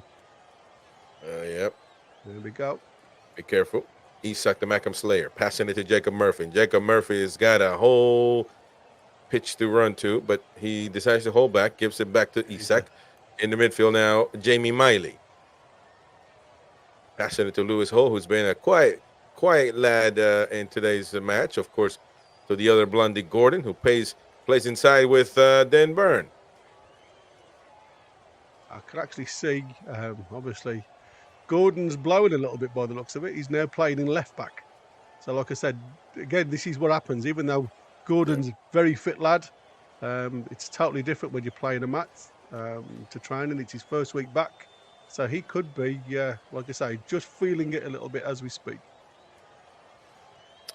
Kenny W. saying they just said this is not part of the Sela Cup. It's just a friendly.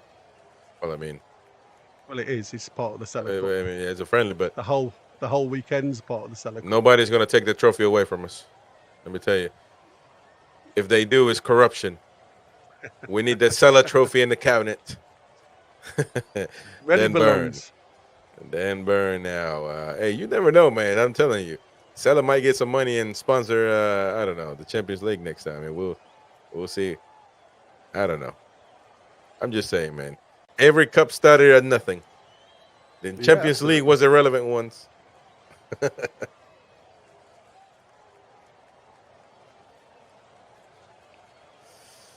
All right, so Girona, from Catalonia to the world.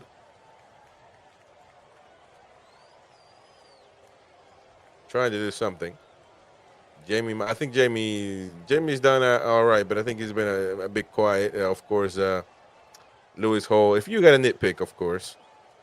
And so maybe some things to do there, but a lot of young guys. I would expect Sanusi to come on for Gordon. You don't want to put too many miles on him, although he has not played much. Now Isak now with a nice pass to Gordon, and now Gordon has got a freeway in front of him. Gordon 101. Gordon cutting inside. Isak now with the ball. If Lewis Hall would have kept running. Oh man. Just not enough the right angle on the ball for Lewis Hall. It was always going to be towards the goalkeeper. Well done, Emil Kraft. Doing exactly what he needed to do there. Jacob Murphy, Livramento. Of course, as we know, Trippier's back, but he's probably going to play tomorrow. Same as Bruno. Same as Fabian Scher. And a lot of other guys. Of course, Gordon is down, ladies and gentlemen. Don't think there's any worry, but we shall see. 2 more minutes to go in the first half. Newcastle United 4, Girona 0. Not a lot of people would have expected this, and if you did and betted on Newcastle winning 4-0 or more, congrats. Yeah, indeed.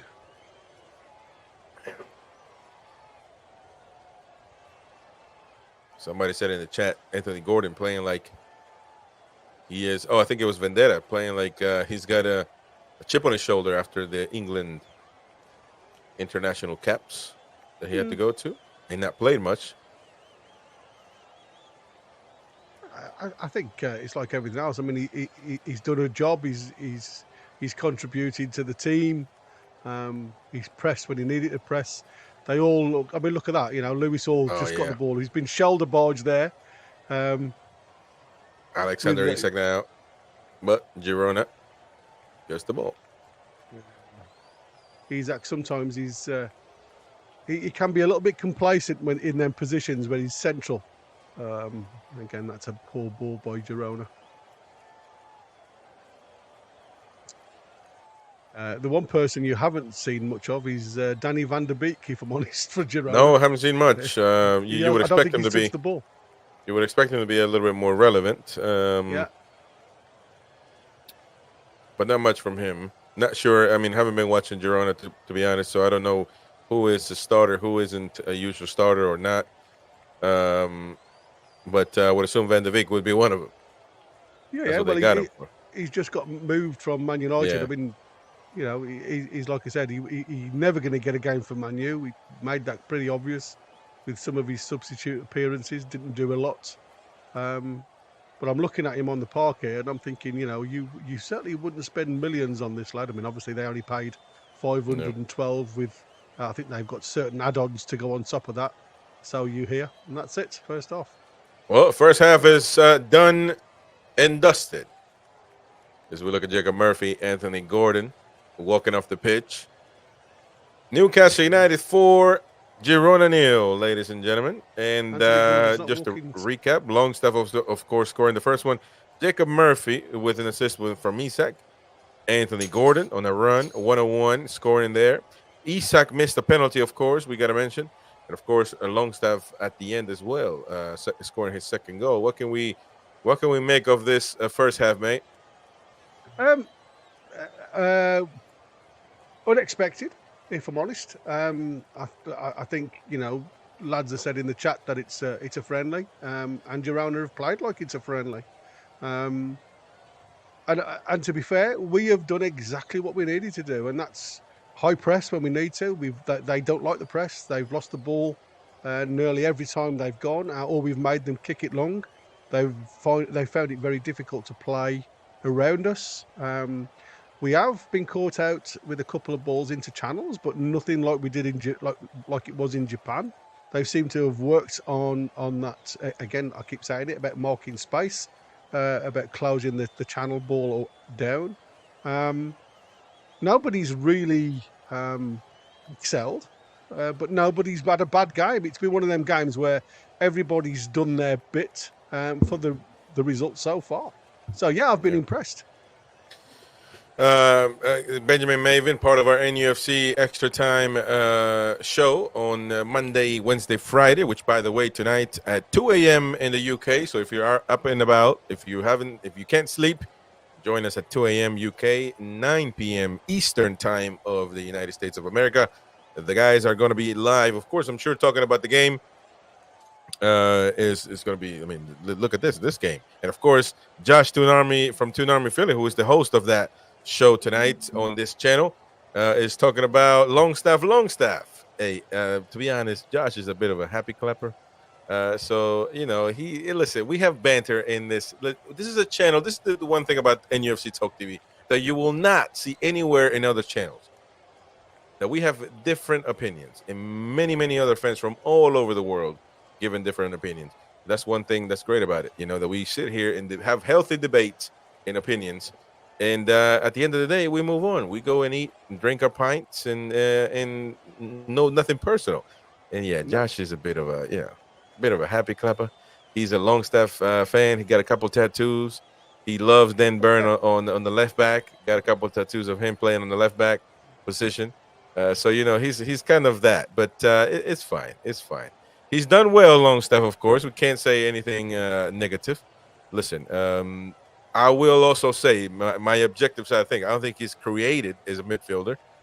He's done much of that, but he's been appearing in there and getting. Every time you get 2 goals and contribute to the win, I mean, it's hard to say that you had a bad game, right?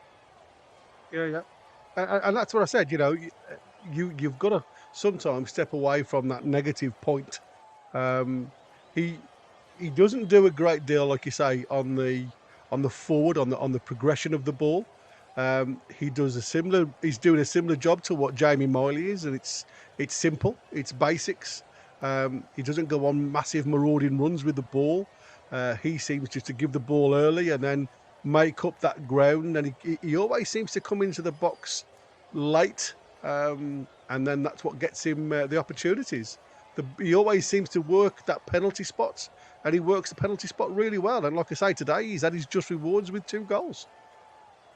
Yeah, I think it's decent that they, you know, what he's done, and I think he should be applauded. It is a friendly game nonetheless, but regardless, he is making this a lot easier, to be honest. And of course, Dan Burn had a good strike as well, so he could have scored, but it was nicely blocked by Girona's goalkeeper. And of course, then you got Alexander Isak, who missed the penalty, but it was a poor penalty to say the least. I mean, it's not. We're not gonna say that he didn't execute it properly, but it is what it is. And of course, Gordon to me seemed like he's playing without effort, but doing an amazing job, which is crazy and scary for the opposition. You know. Yeah, totally. And that's what I said. There's a few of them that looked as though they haven't stepped out of second gear yet. And that's what you want, you know, when you can play in that comfortable zone. And like I say, you know, there's lots of positives. And like I say, for me, the player that stood out on the park more than anybody else was the bloke I spoke about at the start, was J7. You know, the guy who's pressed high. He's made it really uncomfortable from their defence to midfield. Every chance there's a second ball to win, he's won it, and he's done the simple things. When he's had the space to run, he's run and created, and we've scored from it. So if you was to highlight one player on the park that's really governed the game at the minute is J7. But they've all done well. They've all done okay. They've worked as a unit. They've I suppose defended as a unit. There was a couple of, like I say, for their one and only shot on goal, if you class it as that, which got a good save from Popey, was obviously we were out of position a little bit on the right hand side. We had a little bit of cover. Tino obviously was out of position because they broke really quick, and then you've got a lad who was closed down by Kraft that left an overload on the left hand side on the inside left position, and he was allowed to get a shot off. And again, you're going to get that. You're always going to give opportunities, and it's whether they take those opportunities. And that's the difference between today. We've taken our opportunities, whether they be half chances or not. And like I say, if you're going to critique anything, we should have scored the penalty. Yeah, that is true. AG saying 17 likes to go. I got on my screen right here 85 likes. So let's get to 100, folks. Come on, if you haven't already, we got 152 watching on YouTube. Hit the like button, of course. Help us, man. Help us out and reach our target, of course. 100 likes per show. We should do that. So thank you, of course, for your support. And let's hit the likes button. I know it's easy to forget at times when you're just watching and enjoying, but now it's halftime. So take a pause. Close that chat if you need to, and hit the like button and resume again. So it's been lovely to have all of you. Really, great stuff. And would you like to see any young player come on tonight and give a performance? I think Sanusi would be one for me. Unless, like I say, unless somebody's carrying a knock, not for me, not yet. I want, because you again. Dependent on who the starting 11 is going to be, and that's obviously where Eddie Howe will be looking to nominate players. And obviously, all the players aren't in this team. He's going to be watching the lads tomorrow as well. He's got to decipher the 11 from what he sees today, and obviously what happens next week in the training. And at this present moment in time, I'm glad that these 11 that are on the park are going to make it obviously a hard choice for him. Because they've all done well. I mean, like I say, yes, Jamie Marley's not going to be involved in much of that decision next week, but he's contributing. He's contributing to this team, and like I say, it holds him in good stead for any future games where we'll maybe go on a cup run, where he could come and sit on the bench and probably get another 15, 20 minutes. Because again, like I said, he's not embarrassed himself whatsoever. So, like I say, for me, if I was going to do anything, I would let it run. The first person I would be looking at 65, 70 minutes would probably be Anthony Gordon. Lee McFarlane says, perfect, Chris. There are a handful of Kenny Toon channels around, but you should be applauded for everything you have done, brought together here. No one else has this dynamic. What a team of fans. Well, it's the ones that should be applauded obviously are the members that want to come on that have their say. When I saw before I started this channel, there's a lot of fans divided. Just the happy clappers against the pessimists, and I was like, man, let's have a channel where everybody has their say, and we go about our business. Nothing really doesn't have to be personal. I hate rivalries. I hate nonsense. It's all about the tune. That's simple as that. Nobody has a clear view of what's going to happen and how to do it or how to succeed. That's why we sit here and talk about it, and debate on it. But it's just healthy debates, and that's all. We have fans from different parts of the world and, of course, different opinions. So all of that should be welcome. No canceling, no denying anybody of their opinion. It's nonsensical. And we shouldn't argue about it either. Like I said, the one thing, having gone over and watched the debate again last night, it was well presented, it was well put across, two totally different opinions on the same subjects, and they both should be applauded for how they brought it across. And like I say, as much as Colin won. Colin won fair and square, and that's it. Fair and square in the debate, and there's going to be a lot of people that will agree with that, and there's going to be a lot of people that don't agree with his opinion, and that's the beauty of it. It's a show that includes the public, and like I say, when we do the aftermatch stuff, it's probably not going to be the same tonight because obviously it's going to go on for a bit late tonight. There's timers tomorrow. But what we want to try and do in the season is get you guys on board on the show itself. Now, whether you do that without being on the screen, that's absolutely fine. But you're more than welcome to come on board and give your opinion of what you've seen of the game. Yep, that is true. And comments, shout out to Mac by Salute 81. Says, great watch along, great channel. Thank you, mate. Appreciate that. I think it's the first time I'm seeing you, so welcome. And, of course, hope you stay and and all that stuff. So you can also become a member of the channel for exclusive content, exclusive shows weekly. We just gave away yesterday something to Lars, something from our merch, which he hasn't contacted me yet. So you better get in contact, mate, because we're going to have to give it away if you don't contact, but we're obviously going to give you time. So you can do that as well and help us support the channel. But if you just want to support for free, hit the like button. That means the world. Just hit the like button. It's free. And subscribe if you're new. Queen of Heart, whilst you are balling us, please take the time to give a like. Give the stream a like. Elias, how do I say DBs? Debays. I want to say Debias. Elias Debias? Elias Debias. Oh, wow. That's cool. Hey, look, I'm just an American from the woods, man. From the countryside. We got few names here. Smith, and that's it. We got a few last names here, brother. But welcome, Elias, of course. I've seen you, obviously. So, Ian says, there you go. They're chatting each other there.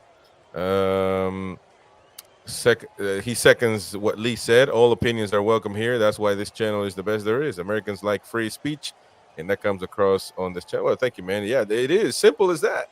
It's simple as that. Me and the Mighty Win, which are the faces, me, Mighty Win, and Gary, are most shown on this channel, shown the most. We argue, at least me and the Mighty Win, we argue about anything, but that doesn't mean that I'm gonna not show him because he disagrees with me. That makes zero sense. And for me, it's boring when you just have somebody that agrees with you all the time. And so that's that. But thank you all, of course. Oh, look at that. Derek Wedding. I haven't seen you in a long time on this channel, mate. And you and I have disagreed a lot.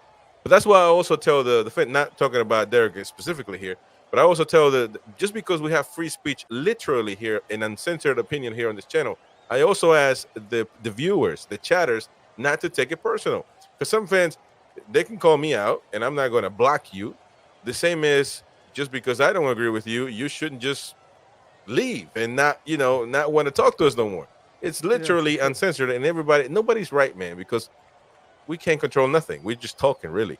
But welcome back, Derek, man. I appreciate you coming back. It says nothing succeeds like a budgie with no teeth. There you go. I don't know exactly what that means, but I'm just an American. Beer Bracket calling only one because Chris refused to do a recount. Oh no, man! It's literally right there. It's right there, man. You guys can vote on who wins the debate, not me. There's no recount needed, brother. But Beer Viking, he won. How can you vote Beer Viking for Colin if you back Miggy and Roy destroys Miggy on a weekly basis? So I don't understand that. Ian Fleming, thank you so much, mate, for that kind super chat. Top 4 this season, guys. Appreciate it, man. Hopefully you're doing well, health-wise as well. Praying for you, brother. So there you go, man. Appreciate that donation, my friend. There you go. There's Elias the Bias. Justice for Roy, says Beer Viking. Well, the good thing about Roy, he got it. He certainly accepted his defeat yesterday. He's a good, proper man. Elias was Dad and Cat. Oh, there you go, Dad and Cat. Yeah, that is true. I wonder what you remember all of a sudden. I've seen you on the chat, by the way. So there you go. Derek says, not personal with me, bud. There you go. Appreciate it, mate. You're a top lad. So, hopefully we see you back more often. We got a lot of shows. You should definitely join the breakfast show. It's at midday, UK. Yeah. If with Gary and the Mighty Win, this brought us a lot of viewers. It's been a hit because Gary's got an opinion.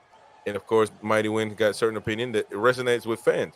And they've done a great job. Monday, Wednesday, Friday, they do their thing. So it's an immense show. Now we've introduced for the Insomniacs NUFC Extra Time with some American counterparts. Monday, Wednesday, Friday as well. They're going to be live tonight at 2 a.m. UK, 9 p.m. Eastern Time USA. I'm sure they're going to talk about the game. And it's they do a great job. So many opinions here, man. Many opinions. Sanusi coming on, of course. Anthony Gordon coming off. So there you go. Didn't look great when he walked off, to be fair. Yeah, that's true. Last one right there. Lee McFarland says, yeah, it's great to see and hear opinions from of the club from everywhere and everyone, both on screen, in the shows, and in the chat. Refreshing, fun, kind of addictive, and annoying. Exactly. It is so annoying. It is. It is. It is so annoying when somebody doesn't agree with you, especially when you're right. And that's me. Anyways, there you go. Kickoff, ladies and gentlemen, for the second half.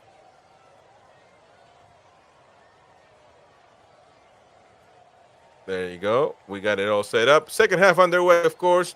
Don't get confused by the timer. It starts from 0 again to 45 minutes and above. But it is the second half nonetheless. So Newcastle United kicked off. Well, not kicked off, but Girona kicked off. But Newcastle got the ball back, of course. Den Burn back with it.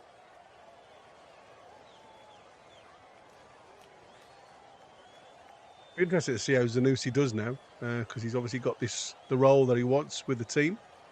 So it'll be nice to see how he integrates. Great ball. Yeah. Kenny said, "Why is it called breakfast when the show when it's at lunchtime?" And then we cover the breakfast news, man.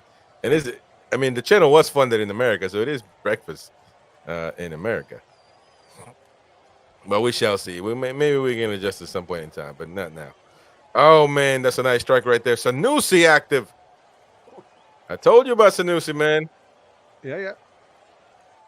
He did well. He beat the first play. He tried to beat the second. They got tangled. But then the ball just popped out. Played a lovely ball to Lewis Hall, who got muscled off the ball. And then obviously the ball fell nicely to Isak's left foot. But unfortunately, it's gone a little bit like leaning back from around about 18 yards, and he's gone over the bar. There we go. A good interaction from Zanussi. As far as changes concerned, we only got Zanussi, right? Or who do you else? Yeah. No, just Zanussi. Okay, and like I say, there. he didn't look great going off the park, to be fair. All right. Now we got Girona trying to push onto Newcastle.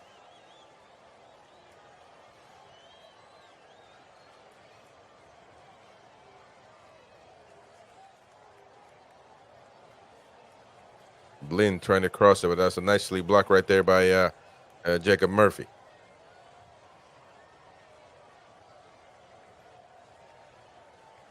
Girona now with the ball. Beer Bike and saying Girona's manager gets fired this year. He did too well last year. Yeah, exactly. So that seems to be how football goes, That's doesn't how it? it works. You know who I'm interested in seeing this year? His company. Getting, obviously, getting relegated and then obviously going to the Munich job. It'll be interesting to see how he performs out there. Welcome, LeRon says, for me, when I look at the match, Google says he's been playing for 45 minutes plus 20 minutes. Wow, that's weird.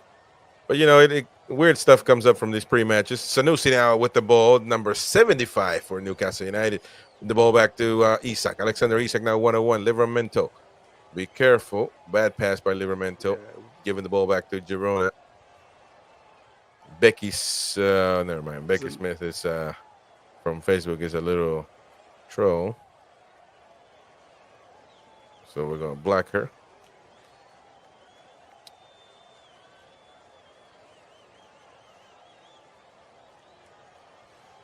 When you looked at the play just with the one thing that I sometimes get irritated with Isak, he's so laid back at times. When he does these little flick passes, like to Tino. It's a bit lazy at times. Like that, it was behind Tino. Now I'm not saying Tino shouldn't have passed the ball directly to the Girona player. He should be a little bit more, should be better than that. But again, it's like I said, it puts you under a bit more pressure than you need to be, just with that lazy ball that's behind you. Right. That's a nice block right there by Lewis Hall. And now the tank, Joe Linton, pushing up with the pass, who gets intercepted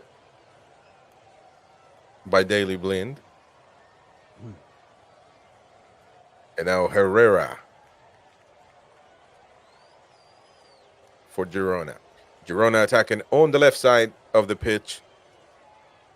Right side for Newcastle. It's better to see Longstaff down there. Yeah, do some of that Supporting work. his fullback. That was really good.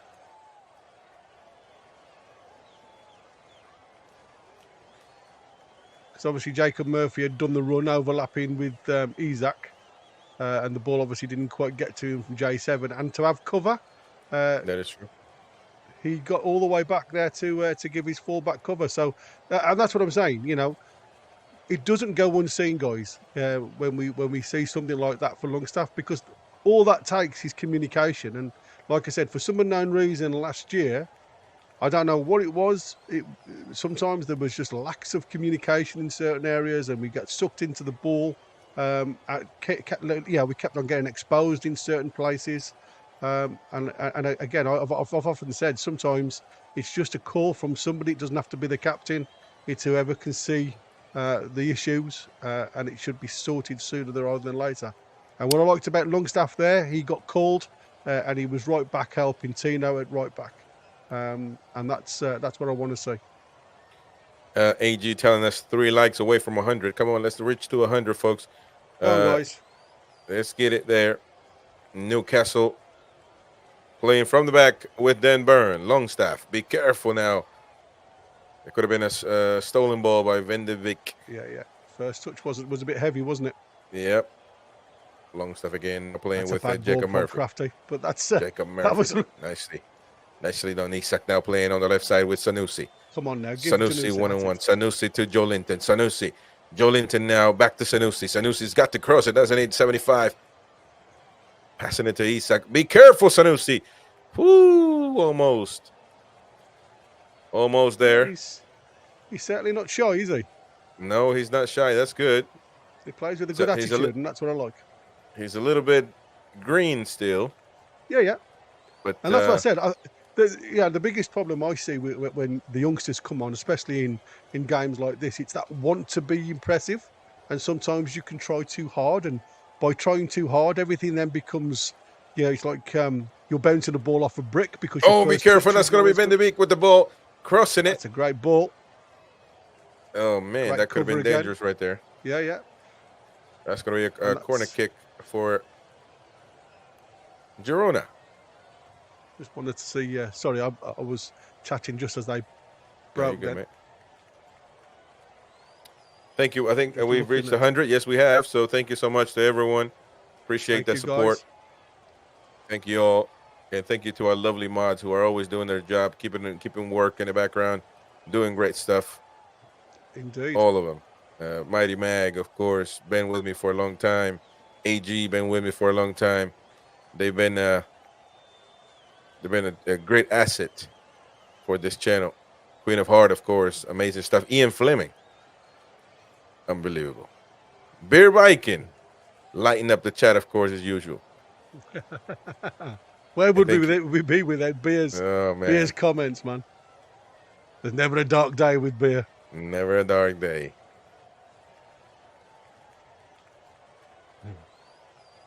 Number 4, Amau Martinez for Girona. Yeah, they seem to, when they get the ball, it's funny how they play, because they play with this very slow, progressive style of play. Try and keep the ball as much as they possibly can. I think he's just been given a.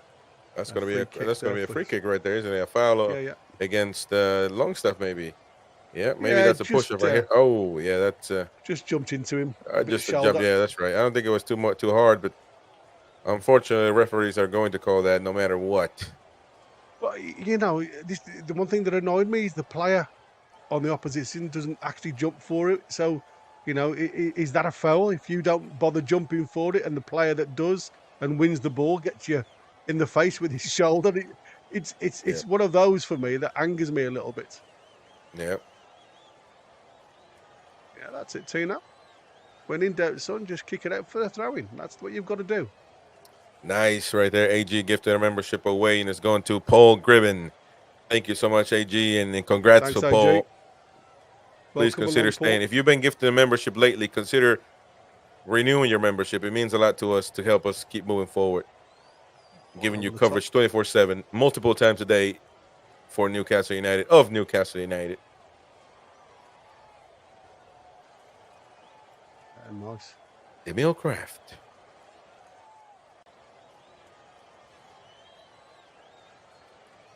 You know what I also like as well is the lads obviously have the confidence in Jamie Miley's ability to give him the ball, especially when he's tight marked. Yeah. Interesting comment. Welcome, Will, to the channel. Appreciate that, mate. And you are a member, so welcome, Will. Thank you. Maybe you were gifted a membership. If so, consider staying. But he says, oh, be careful right here. Alexander Isak on the left side, number 14. Isak now thinking about it. Isak with the pass to Jacob Murphy. Isak with the receiving the ball, but that's going to be an offensive foul on Alexander Isak. But my point was, Will, welcome, brother. And he says, I think Girona are not there physically, as their league starts later than ours. I'm going to tomorrow's game, and I expect the French team to be more physical and ready.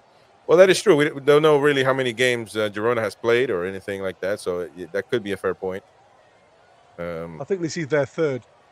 Oh, well, if it's their third preseason game, but you know. Yeah, because Napoli was the second, and they beat Napoli 2-0. Yeah. But I saw the extended highlights of it, and it did definitely look like a friendly, to be fair. That's right. Girona now, be careful. Girona gets then. I think that ball was a little bit of a surprise for Nick Pope. Yeah, bit of a deflection, I think. Yeah, maybe so. Had to be, because he wasn't really expecting it. No. We're going to be able to look at it good right here. Yeah, maybe so. Maybe it did deflect on Tino's leg. Yeah, Tino's. Oh, yeah, he did, didn't it? Man, that would have been an awful goal right there. Yeah. Well, that's what I said, you may not be involved in any of the game, but you've still got to be aware. Oh, that is a typical goalkeeper of a big club, like a Man City, or Liverpool. It's when you're performing well, you're not going to have many. You're not going to be active as a goalkeeper. However, there's going to be one or two where you got to perform. That just means that you're playing in a good team. Yeah, absolutely. All right. And like I said, for me, it's nice the fact that they slow everything right down, and it makes us think about getting into position. And because they're doing slow, we have a tendency sometimes of just switching off a little bit. They've tried those little channel balls a couple of times now in the second half, where we're starting to get a bit more mentally tired as well, physically tired. We're coming up to 60 minutes now, and like I say, these are the areas now, and the time. I always say up to 65 minutes, or from half time to 65 minutes, is the time where your body's got to get back to where it was before, into that sharpness. And again, we've not started the second half like we did the first half. Don't expect them to. We're already 4-0 up. There's no reason to chase it, but we have to still be switched on. Well done. Well done by Burma. It's going to be a corner kick for Girona.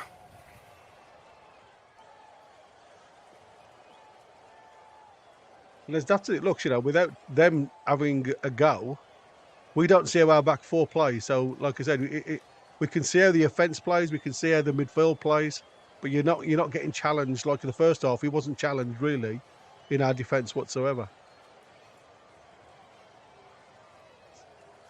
It's okay. All right, well, that corner just goes right didn't above. Look that far away, to be fair. No. I think Pope was a little bit flat-footed then for a minute. Doesn't he remind you of Pepe, that number 14? The lad who's just retired. He certainly doesn't look 41. I'm not saying he does, but every time I look at him, he reminds me of Pepe. Oh, Pepe. Pepe, retired guy, old timer of the game. 41. 41, man, unbelievable stuff. 800 and some odd starts, hasn't he? And I'll tell you what, I mean, look, on his prime, one of the most hated defenders by many oppositions. But when those people retire, you feel like nothing but warmth, and because you hate them against you, but you would rather have them on your team. Yeah. I mean, everybody was saying he'd lost his pace years ago. But he was still part of the first team. That is true. So Livramento. sometimes if you've got the brain, you can. You don't have to have the pace. If you got the brain, you got the game, brother. That's a lovely little ball inside there. Into Oh the channel man, that from ball Sean inside Longstaff. for who though? It was a lovely ball inside to Murphy from Longstaff, but then Murphy, instead of looking at where he was passed, he's tried the first pass into the channel, and obviously nobody was running onto it. Yep. Sometimes they look amazing when they come off, but you look silly when they don't. That is true, my friend. Don't forget, right after the live match commentary, we're going to have the match review because it's really close to 4 p.m. Or 10 p.m. Your time, where we usually do we should do it at 3, actually. I mean, sorry, not 3, 9 p.m. I'm talking about my time, as if that mattered. But hopefully we'll get a few fellas on and have their say, but we'll definitely, me and Gary, you're up for it, Gary? Yeah. Yeah, it won't be too long, but at least to give our take and of course our opinion on this wonderful match. 4-0 is a wonderful result. It is. We shall see if it continues. I think it would be good for the team at least to keep it at 0 against obviously anybody. We got to keep that defensive work. Now Girona is going to make 3 substitutions. Looks like we're going in to Newcastle make a couple as well. Newcastle who is this kid? Parkinson, I think.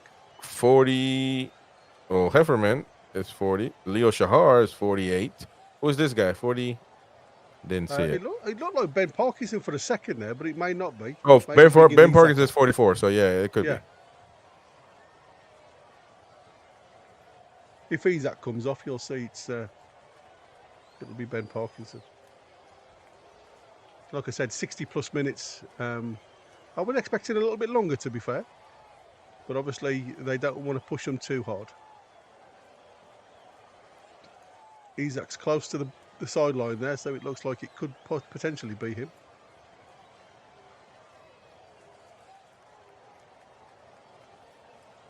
Jamie Miley coming off. Parkinson on the pitch. What do you think about Jamie Miley's performance? Everybody in the chat as well, let us know. I think he's done really well. This is going to be interesting because obviously Jamie Miley's come from the central midfield. So it looks like now we've gone to a 4-4-2 with Parkinson supporting Isaac up front. So this is going to be interesting. Shout out to Jamie Royal. That should be Royal, but there's a player in Tottenham, Royale. But I think he's Brazilian, maybe. So shout out to Jamie, man. Appreciate you being on the chat, brother. Thank you. Thank all of you, of course. Yeah. Don't forget, right after this stream, we're going to the full review of this match in this same channel, of course, just a different show. So stay tuned for that one. You should get redirected to it. You might have to prompt it on your phone or on your laptop, wherever you're at. But if not, just go to the YouTube homepage and you should see us live there. So don't go anywhere. Our coverage of Newcastle United never ends, really. Yeah. If you, we could share the link with them, couldn't we, Chris? Yeah, we can definitely share that link as well. Yeah, that is true. Oh, he's got a bit of a smack across the knee there. Looked like Kraft. Propa.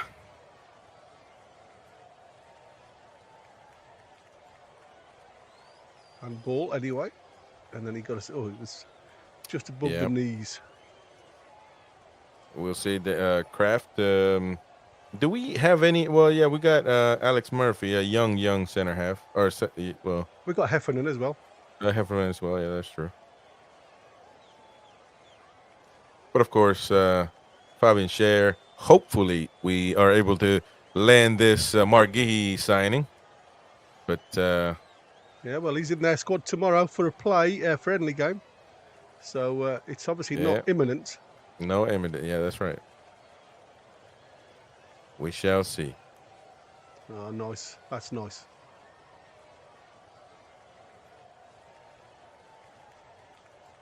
Come on, Ben. Put some pressure on them. That's it. That's it. That little bit of pressure, you see, it makes the mistake. So that's all you're looking for in that situation.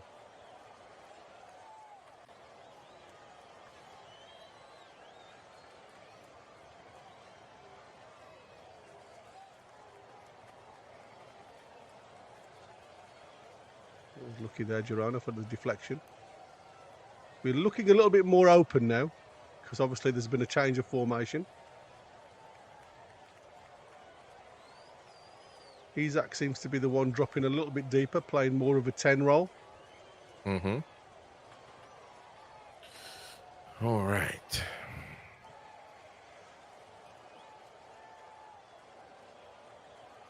But again, you see the difference in our play to theirs. When they get the ball, it's just, well, that's a terrible ball. Yeah, no, but Sanusi trying to do something about it. Come on, Isak now with the pass. Oh, that's a nice pass to Jacob Murphy. Jacob Murphy, 1-on-1. Jacob Murphy locking and loading. Barely misses. So close, yet so far. Hey, did everything right, though. Did everything right. Forced the mistake. Well, I say forced the mistake. Sanusi was a little bit lucky because obviously he got tackled, but the ball deflected really well to Isak, and then it just opened half a yard for Murphy to get his shot off. And again, he did everything right. Shame it wasn't on target. Shame, shame, shame. 66 minutes underway. And of course, Newcastle still winning 4-0. Come on, Isak. Winning 4-0. Isak now playing with Sanusi. Trayvon Sanusi going inside, maybe to lock and load, but it's too far. Can't get to it. Just trying too hard. Try to, but Newcastle get the ball back, and Sanusi, yes, is Energizer Bunny in there, man. He's a young guy, full of energy and testosterone, ready. Yeah. Got to be like the mighty wind, just a calm bull. Just let it be what it'll be, man. Sanusi looking good, says AG, of course. He is. A good question right there by Lee McFarland saying, after an hour or so, compared to with how you were feeling before kickoff, are you more or less confident of the season ahead? Well, look, you can't take you can't judge. a judge either a win or a loss too seriously. Obviously we got to see how Shar is going to be back. You would assume we were going to play better, but I mean it's up for debate. You got to wait until the season starts for that, I think. I mean, Kraft. The lads that have played today. This is what I said.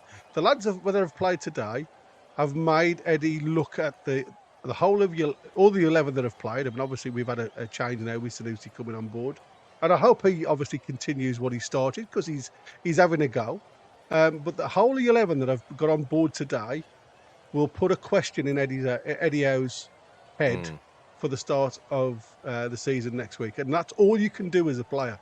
You can only go and play, what's in front of you and play to the best of your ability. And like I said before, even though nobody's really been outstanding, there's been a lot of togetherness. They've worked, they've supported each other. And like I say, the one lad that's been probably a little bit. Oh, be careful right there. Oh no, nicely done. Wasn't good. Control by Porto. No, nicely done right there. The ball was a little bit behind him, to be fair. Jamie says my surname is same as the Spurs player Royale. So there you go. See, I wasn't wrong. There you go, Emerson Royale. Royale. There you go. Welcome, brother. Will says Sanusi, I think he means a bit like ASM. Will have to defend more than him, though. Yeah, well, I mean, I don't know, but yeah, but he's a young guy. You can say a young guy is full of energy, full of testosterone. He just wants to, he wants to impress, but he's wanting to impress that young lass that he sees, man. He just wants to rush into it. But ASM was just a man. I liked him really, but he's old, man. He's not young, so. You had to at some point figure. Sanusi's only 17 as well, so he's he's got a hell of a long way to go yet. Yeah. But what you see in him, like I say, he's got that confidence, if you like, to say he'll have a go. He'll have a he doesn't back away from trying to take the player on, and that's all you can't you can't put that into a player. It doesn't matter how much coaching you do with them. The player will either have that ability or not. And he's got that cheekiness. He's got that want to take a player on. What we've got to do now is fine-tune his skill mass. Interesting. Aegis has been Sanusi been on that Red Bull. I think Sanusi got a hold of Mighty Wind's pills, man. Them blue pills got him. He's gonna have a stiff neck if it's stuck in his throat. Oh man, if you're not showing up for work, man, we're gonna make fun of you. So you stop playing hooky, man. Kenny W brings up an interesting question. Mine tomorrow, a weird one. Can Isak play 2 in a row? That again is gonna be Parkinson. But look, you see the difference right there. It's night and day, man. Yeah, but it's not going to be Parkinson, is it? It's going to be Osula. Oh, sorry. Yeah, you're right. I keep forgetting.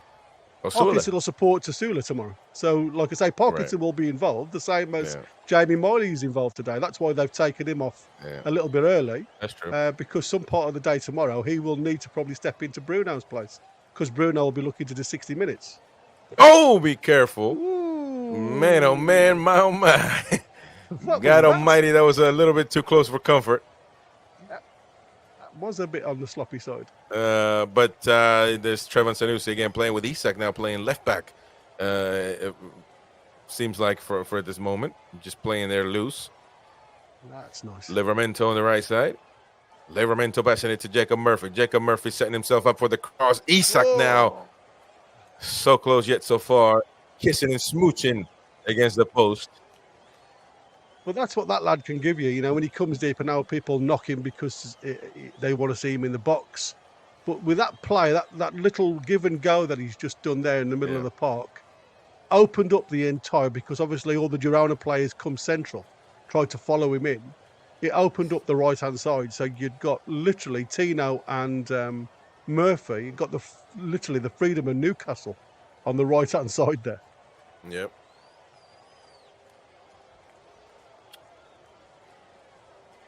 Isak should come off as well. Well, that is a good point. I mean, yeah, I'm sure at 75 there'll be a few changes now.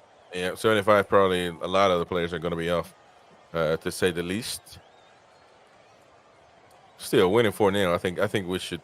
I don't know. Maybe Eddie wants to just solidify some of these guys, give them more time.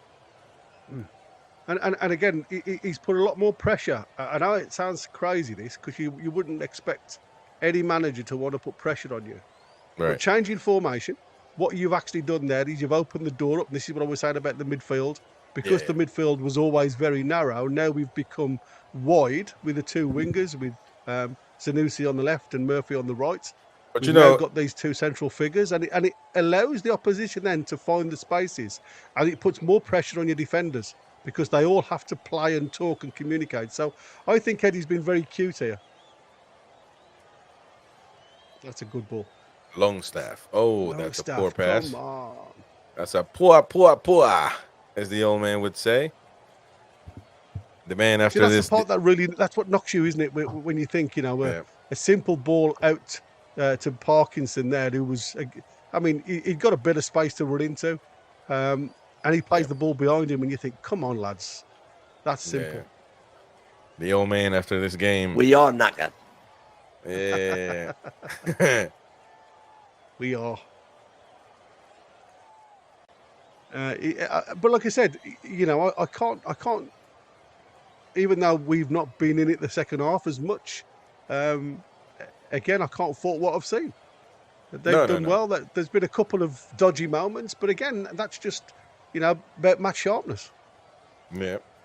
Ivan Martin coming on as well. Iker Almena. Iker Almena is coming on the pitch. The other one that I mentioned, Martin, is off the pitch, if I'm not mistaken. So, a few substitution there. Daily Bleen now with the throw-in. Joe Linton recuperating that ball. Alexander Isak now to distribute. Isak's playing a little bit all over the place instead of playing center forward, I think. He's played a bit more of a deeper role now.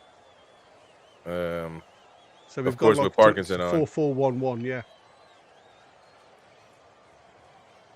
It just tells you that Isak can play with an original center forward if given time. Well, every time we've seen him with Wilson, haven't we? You can say, like, they complement each other when they both play. Yeah, I think they've done it. They done it well. Yeah. Isak can play in all these little from the left. You don't really see him go out right side. He likes to be on the left On the side, left side, favours yeah. the left side more than anything else. When he does his roaming. Yeah.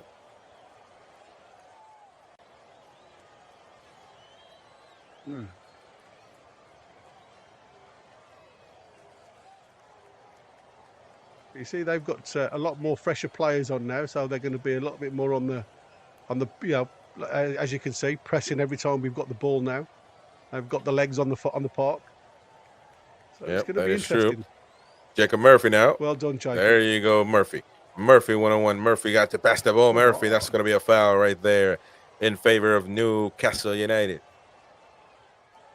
Yes, on the 25-yard mark. Proper play.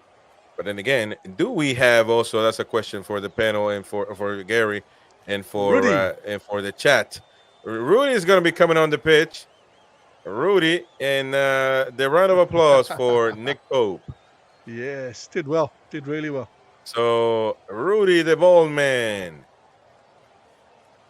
John Rudy. His hair has seen better days, of course, but that's neither here nor there.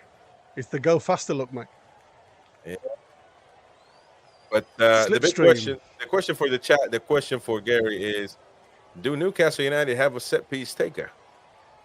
That is, I'm sure there'll be a few people that will put their hand up to that, especially set piece taker. Not really. But do we really have a good one? Like somebody would say, Trippier is a good one. Yeah, but Trips and Shaw are the two that always get the nod always, isn't it? So we've not really got. Well, I've not really seen anybody. I'm hoping Jacob Murphy. Like I say, we've got Jacob Murphy, and we've got Hall. That looks as if they're going to do something, or it could be a blast. Yeah, there you go. You see, that was Murphy right there, but nobody home. No, pretty poor. I don't think we have a solid set piece taker. I wish we could. It's just a personal thing right here. Nobody really talks about him, but I do. James Ward-Prowse, the David Beckham of modern times. Yeah. Got a chance of breaking some records this season. He will put it up there as if he used his hands, man. He'll put it wherever he wants. The biggest problem with Ward-Prowse is that, I mean, obviously there was some speculation that we were linked to him at one point. And then the biggest problem I find with Ward-Prowse is they often say that he gets pushed off the ball a little bit easy. From where I've seen with his days now at West Ham, I think he's done all right. Yeah, I like him, man. I really do. Like I say, his dead ball situation, I think he's outstanding. Yeah, it's unbelievable, man. It literally, it's like Picasso. He puts it just anywhere, man. He draws it up out of nowhere. Yeah, that's what I was saying. When you look at what we've done since the likes of Trippier's been out the team, we tend to play more the short balls now from corners. Our direct strikes on goal now from set pieces seems to have diminished. Like I say, I know Shaw can do it, but Shaw's more of a power person rather than accuracy. My wife in the chat telling me it's time to eat. Well, we got a lot of time. You know, we still got to work. The job is the job, man. So it's the work with no pay, but work nonetheless. It is. It's a work. That's what you got to say. Gordon can take free kicks. Well, Gordon can take free kicks, but he didn't. He's not here. Not there. Hall took a knock. Doesn't look like he's moving right. Well, we'll have to keep. I think got a bit of a smack on the toe by the looks of it. Won that challenge before. Lewis Hall there now, trying to get out of that situation, playing with Dan Byrne, who astutely tries to bounce it, maybe to hoof it, as he does right there. Great little and touch. now be careful. Sanusi now 1-on-1. Sanusi 1-on-1. Sanusi keeps going against the world. Sanusi now is 75 for Newcastle United. Holds back, passes it to Isak. Isak to Parkinson. Parkinson. Very simple. I mean, sorry, Isak to Sanusi. What have Sanusi we got? cutting inside. Whoa, unlucky son. Oh. But I tell you what, he's got the round of applause from St. James's Park, who approved that message. Absolutely. Like I said, you know, he brought it back onto his right foot and he struck the ball on target. And you can't ask for any more than that. Made the goalkeeper work. Oh, yeah. And I must admit, I've got to give a round of applause to Parkinson there, because that ball was at knee height, and he's done an instep volley pass onto the wing to Sanusi, and Sanusi then had that ability to beat his player, and he did it really well to give himself the space up on the wing, and it all come from that nice instep pass from Parkinson. So well done, lad. Oh, yeah. I wonder if he could. Well, he is right-footed, but he wants to, I think, use that right foot to score. But I wonder how he would perform on the right side. He would have to be forced to cross a lot. Yeah. And that's the other thing, isn't it? It's what his accuracy after he's done the job. At this present moment in time, and I could understand why people resemble him to ASM, because he looks like he wants to beat the player more than once. Rather than beat him once and then do something simple.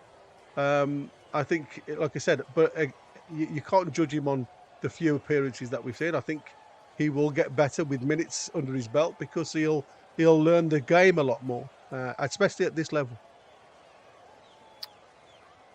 We're going through our last stretch. 9 minutes left of this match. I would assume the referee is gonna let it be quick and painless, and not add any more suffering to Girona. Like I say, I mean, even though we've changed formation, we've lost be careful right there. 4-2. We're an overload here, 4-on-3. Girona now. Oh, nicely defended right there on the floor. Last resource for Lewis Hall. Yeah. And that was even with an overload, 4-on-3, and then managed to fluff it up. Oh, yeah. Livramento giving it to Jacob Murphy. Jacob Murphy with a little flair, cutting inside, passing it back to Livramento. J7. That's it. Give your lads a breather, buddy. J7 been proper today, man. He has. He's been he's been the leader on the park today.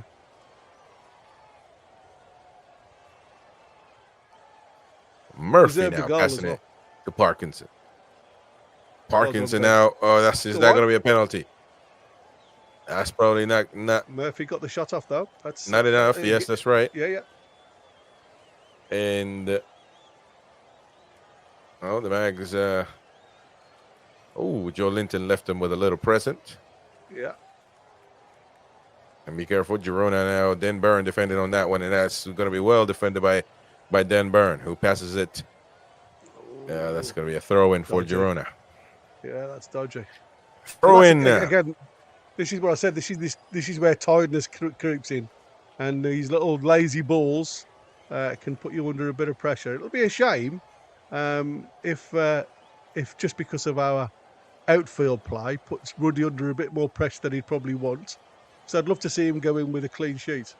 That's a good ball. Oh, be careful with that cross. Dangerous play. That was a good ball. But, it does seem like at these last minutes, Newcastle have been a little bit... a bit more lax. But you're going relaxing to get that. Jackson. That's what I said. Yeah, you're going to get that. Like I said, this is where we need to have that the minutes under our belt, because it's the mental tiredness now that brings that sloppiness into your game.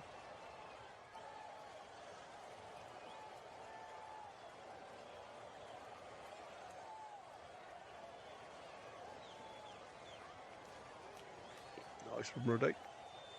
Oh, unlucky. Tried to let set Tino off down the right hand side there, but just under hit the shots, the pass, I should say.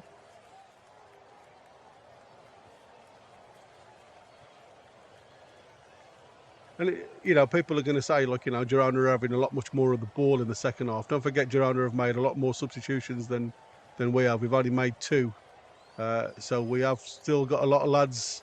Still, well done. Oh, He's be put careful, that Alexander Isak defender. with the Come on, pass Park. inside. Go on! Oh! Man, I oh would have loved Ben man, my, oh Parkinson to score my. then. Parkinson had it. Yeah, Oh, he just Lord. slipped. He seemed to slip at the wrong minute there. I mean, Isak sat the player down beautifully, slid Ben Parkinson on, edge of the box, and just as he was going to wrap his foot round it, his standing foot, his left foot, just slipped away from him. He still got the shot off, but unfortunately, it was just too close to the keeper. Like I said, people were going to critique us in our play for the second half, and you've got to take what this job they're doing now is all about, and it's like I said, it's close to the 90-minute mark. Or Hearns and Stanton's coming on by the looks of it for us. Yep, there we go. And this is what Eddie wants. It's not about the play. It's not about the way they play now. It's literally the time that they're on the park. Yes, we're going to give sloppy balls Alexander away. Isak now against the world. Alexander Isak 1-1. Oh my God. Alexander Isak. Oh, a little too much sauce in his spaghetti. Man, oh man, oh my. He was right there, and he knows it. He knows it, man. He should have executed before. He went through them like hot knife in butter. He is talented, man. He is, to me, that's what I keep saying, the best right now, best striker in the league, in my opinion. Merely on talent. Well done, Tino. 2 great blocks there, Tino. And now Sanusi. And Sanusi, 1-on-1. He's going to take off from right now. Look, he's going to try to make him take the bait. But you see, that's what he shouldn't do. He should just keep the ball. It was, Longstaff playing behind him, Lewis Hall playing behind him. This is what he's got to learn.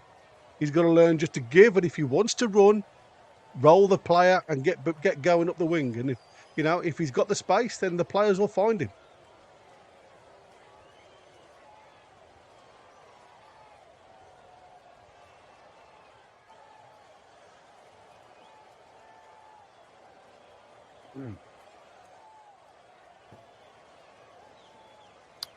So 87 minutes now. Yeah, everybody in the chat, lovely to have you on. Over 7,000 people have just literally, and this is obviously not updated yet, literally watched this whole live commentary. Unbelievable stuff. 345 people watching currently, 138 on YouTube alone.